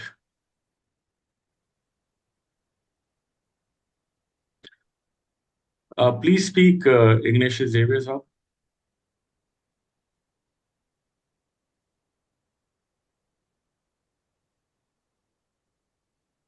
Please unmute yourself. Susan, what happened to your right hand? Susan said. I was visiting in a village and I walked on the muddy land and fell against a cement pipe. So you broke your hand? I broke my wrist. Okay. In spite of that, you're attending this session. Very good. Thank you very much. Sure. Okay, it's over. Susan, you had a smashing time. Right. Is that it, Mr. Ignatius? Any more questions you have? I thank S.L. Gandhi and all the team of 11th ICPNA for having a wonderful time of nonviolence. Thank you so much, Ignatius. I invite more questions if there are any, and any remarks by any of the speakers that we have. Any closing remarks anyone would like to make? I see a question to me.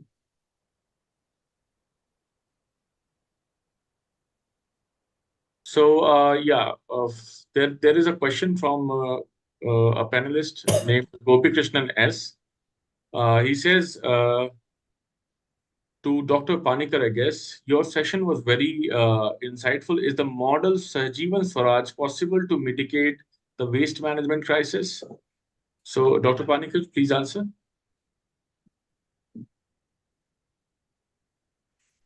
Yes. Can you hear me? Yes. The Sure, answer. sir. Oh yeah. The answer is yes. In fact, the waste management crisis is really directly addressed by the Sahajivan Swaraj. Basically, we had to look after the other people. You have to do everything that you can do yourself instead of depending on others to take care of your waste. So creation of waste is to be addressed, and the management of waste, reuse of the waste. And so there should not be any waste. That is the ideal we are promoting. So it is directly addressed to that issue, and I hope we can focus on that later instead of going to the details today.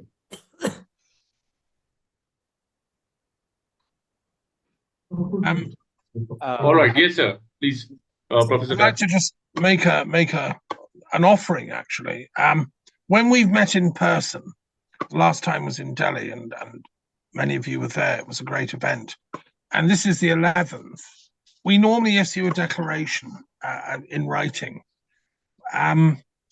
I've written about 5 of these so far. I wrote the last 2 or 3. I would be willing to try and draft in a simple declaration the summary of what I think we've said. I've attended all these plenary sessions. I've listened intently. I've taken notes.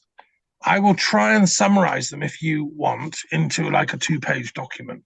We can then use that to promote and share and educate people. I love the fact that Shanti, the educator, is her email. We're all educators here. So if you empower me to do a summary, which then I can share with Dr. Gandhi, he can circulate to everyone. You can add bits, etc. And then we have something historically to show as a result of this event, not just the recordings, because people don't have time to listen to all these recordings, but they can read a 2-page document. I'd like to offer that as a gift to you all because your speeches were so, heartfelt and inspired. And thank you very much. If you're agreeing with that, I'll do it. I'm grateful to Dr. Thomas Duffel for taking the initiative. That is, I was going to request him to summarize the arguments that have been given here and also prepare a declaration as he has been doing for all the conferences. And that declaration would contain the summary of all the presentations. So I'm so happy that Dr. Thomas Duffel himself has proposed to do it, and we'll be waiting. We would like him to edit all the papers, and if he finds that they're worth being published, we would be very happy to do that also. So thank you. Definitely. Yeah. Okay. Thank you. Request Mr. Jivak Manitkin to say, because he's raised the hand. Thank you. I wonder if the materials of the conference will be published, shared, because very interesting presentations were. So it will be very useful for all. Thank you. The entire proceedings of the conference have been recorded, and you will find the complete information at YouTube. So that is available, and you can watch it as many times as you wish, and that will always be there. So there is no difficulty, and you can get the material from the YouTube. Talking about the publication. So we are, as Dr. Daffin already proposed, there will be a process where the proceedings will be published in brief. So they will be also made available to you on the website or some other way. We'll try to email. We'll have a newsletter sort of thing. We'll try to do that. Okay. Yeah. I think Chaitanya, we can share one information as well, that we are in process to create a So you're not audible. WhatsApp channel kind of thing for these activities for Anubibha. Hello? Hello? Yes, sir, Is please. it okay now? Yeah, please. Yes, Just sir. want to share that we are in process to develop a WhatsApp channel sort of thing also for Anubibha, so that you can join and circulate that, and we will be try to post regular such things what we discussed, the extract of these, some memories of ICPNA. So we will be informing this to all the community attached here via email. So just small attention on our email is solicited. Thank you. Sure, sir. Yeah. Now we have Mr. Deepak Jain with us. He is the chair for the 11th ICPNA organizing host committee. So I would like him to say a few words.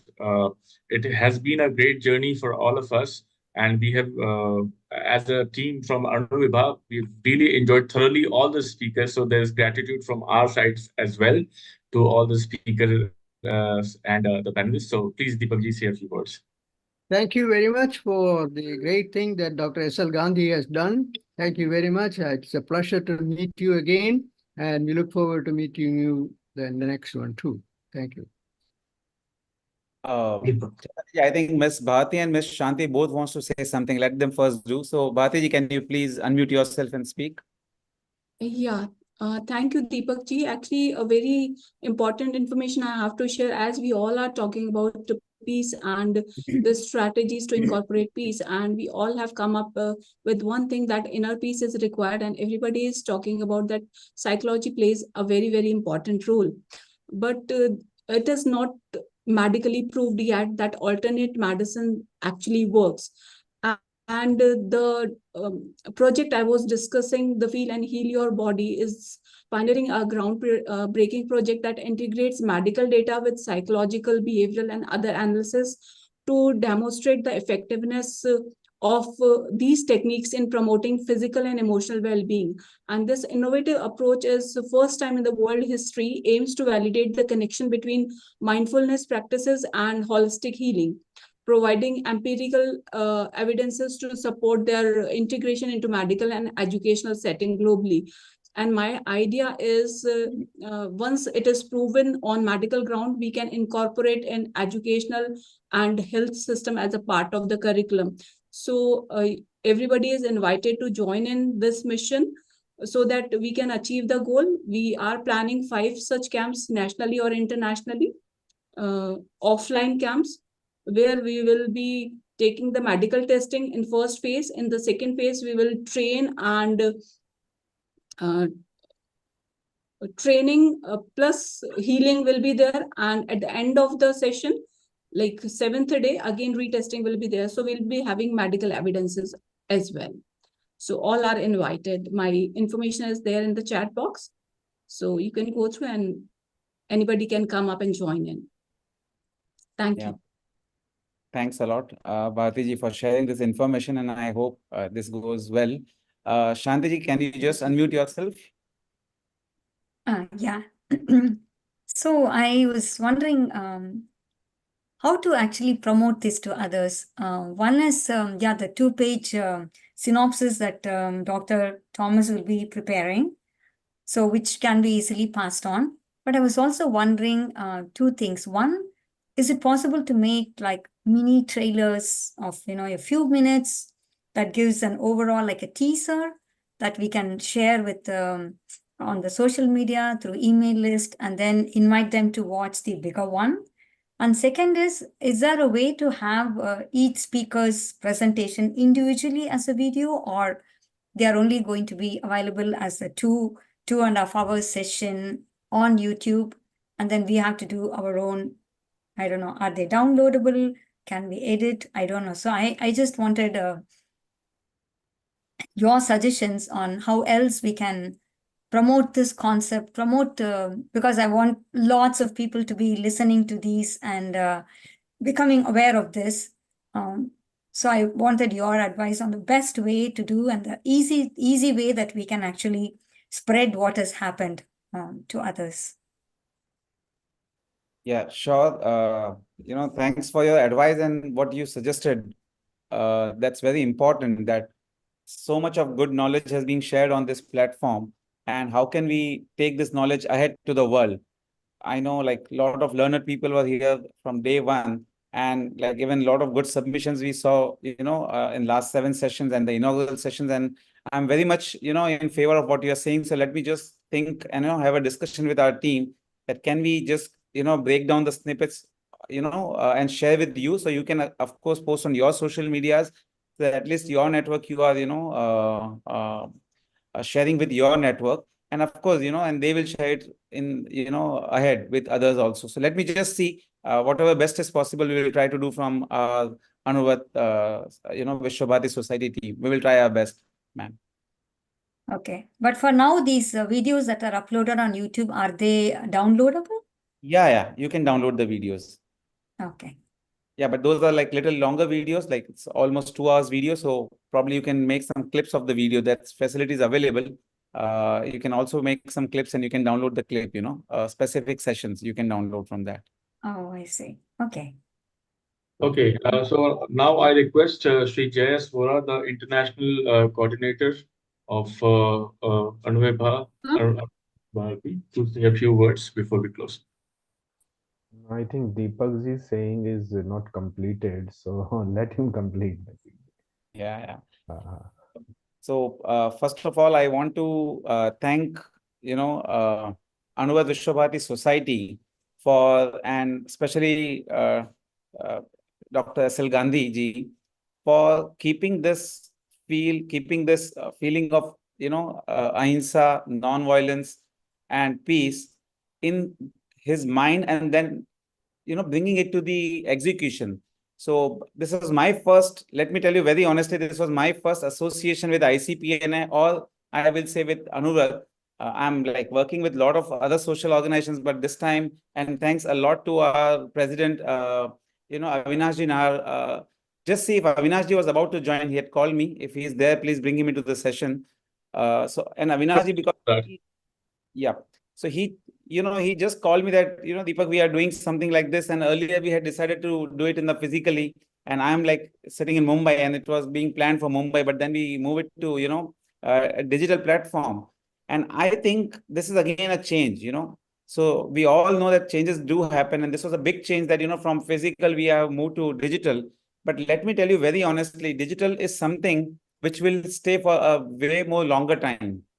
Physically, of course, it impacts people sitting in a specific room or specific conference room, and it impacts those people. The impact is definitely very good. But even if I see this online session right from the beginning of, when Acharya gave his speech, and he trained us, that how to guide us, basically, how to work on peace and non-violence. And when I was listening to all the speakers, so Dr. Gandhiji, first of all, thanks, that because of this chair, because of this, convenership, it was bound, like it was my duty to be on all the sessions and listen to all the speakers so that, we can manage the whole this conference. And because of that, I was able to learn, and I was able to, see and meet a lot of good people here. So thanks for that. I will just speak one more line, and then I think I will also conclude that in our Anuvad Geet, there's one line, Kathni Kadni ki samanta, main gatishil chalan ho. So if you read the anthem, the Anuvat anthem, in that it's very clear that whatever we speak, we should act on that. And if we speak good and if we do a good act, we can make a better world. So I think this is the line which inspires me always whenever I sing that song. This is the line which inspires me. And when I was seeing so many learned people here, and I think they are not just preaching, they are actually themselves implementing the all the principles in their own life to make sure that the peace and non-violence is part of everyone's life, everyone's culture. And again, thanks everyone for that. Thanks a lot. And again, like, it was a pleasure to be part of this whole conference. And in future also, I hope that I get the opportunity to be a part of this conference in future. Thanks a lot. Thanks everyone. Bharti, you are on mute. Thanks to the whole Anuvibha team who is organizing this conference successfully in such a way, and the technical team and everybody, the moderator, the anchor, and everybody who has made this conference a big success. Thanks to all of you. One thing I missed, which I will cover now, and that is like, special thanks to Jai, Mr. Jai Boda. He's a very good friend of mine. So special thanks to him because he was part of the whole preparation from day one. And one of the big thanks to Chaitanya. I know the kind of work he has done right from to be in touch with all the delegates, collect all the information, make the schedule, make the sessions, make sure that everyone is available, calling them all time, just to be on time everywhere. Like, fantastic work, Chaitanya. And, it was a pleasure to work with you also. It was a great opportunity on my part. I don't know how it came to me. It all manifested somehow. It was in my heart to work for causes like these. So it manifested, and I have such a great mentor, Mr. J.S. Vora, who gave me a chance to be here, and Dr. Gandhi to work alongside him is a lifetime opportunity. So thank you so much. And now I would request Sri J.S. Vora to say a few words. Yeah, greetings to everyone, and yes, many thanks have been exchanged. So I will speak something else. That these sessions of ICPNAs are continuing since a decade or more, and Dr. Gandhi is still at his, I think, approaching his 90s and still the torchbearer of the ICPNA. So by the time next ICPNA happens, I would like to see myself spreading more and more awareness about the non-violence, and I will request and urge everyone who has attended or who is present here that by the time we meet next time, whether in digital or in physical, our intention should be that the level of consciousness and awareness towards non-violence keeps on increasing, because that is the purpose for what we are doing these things. Mr. Gandhi is doing these things since decade. So this is a small request. I know that I need not to make this request because we all are in that same direction. But yes, somehow we need to measure our efforts and keep the direction aligned with the very purpose of this ICPNA. And there will be a day that on that entire world, the non-violence action will be superior and higher than the violent actions present today, and we will be able to make a better society. Thank you, everyone. Thank you very much. Okay, so by these words, I thank all of the members and the members of audiences present here. So we close the 11th, International Conference on Peace and Non-Violent Action. Thank you so much, everybody. See you in the next ICPNA or similar endeavors. So have a great evening. Namaskar. Thank you. Jai Anurad. Thank you, everyone. Jai Jinendra. Thank you. Thank you. I'm closing the meeting.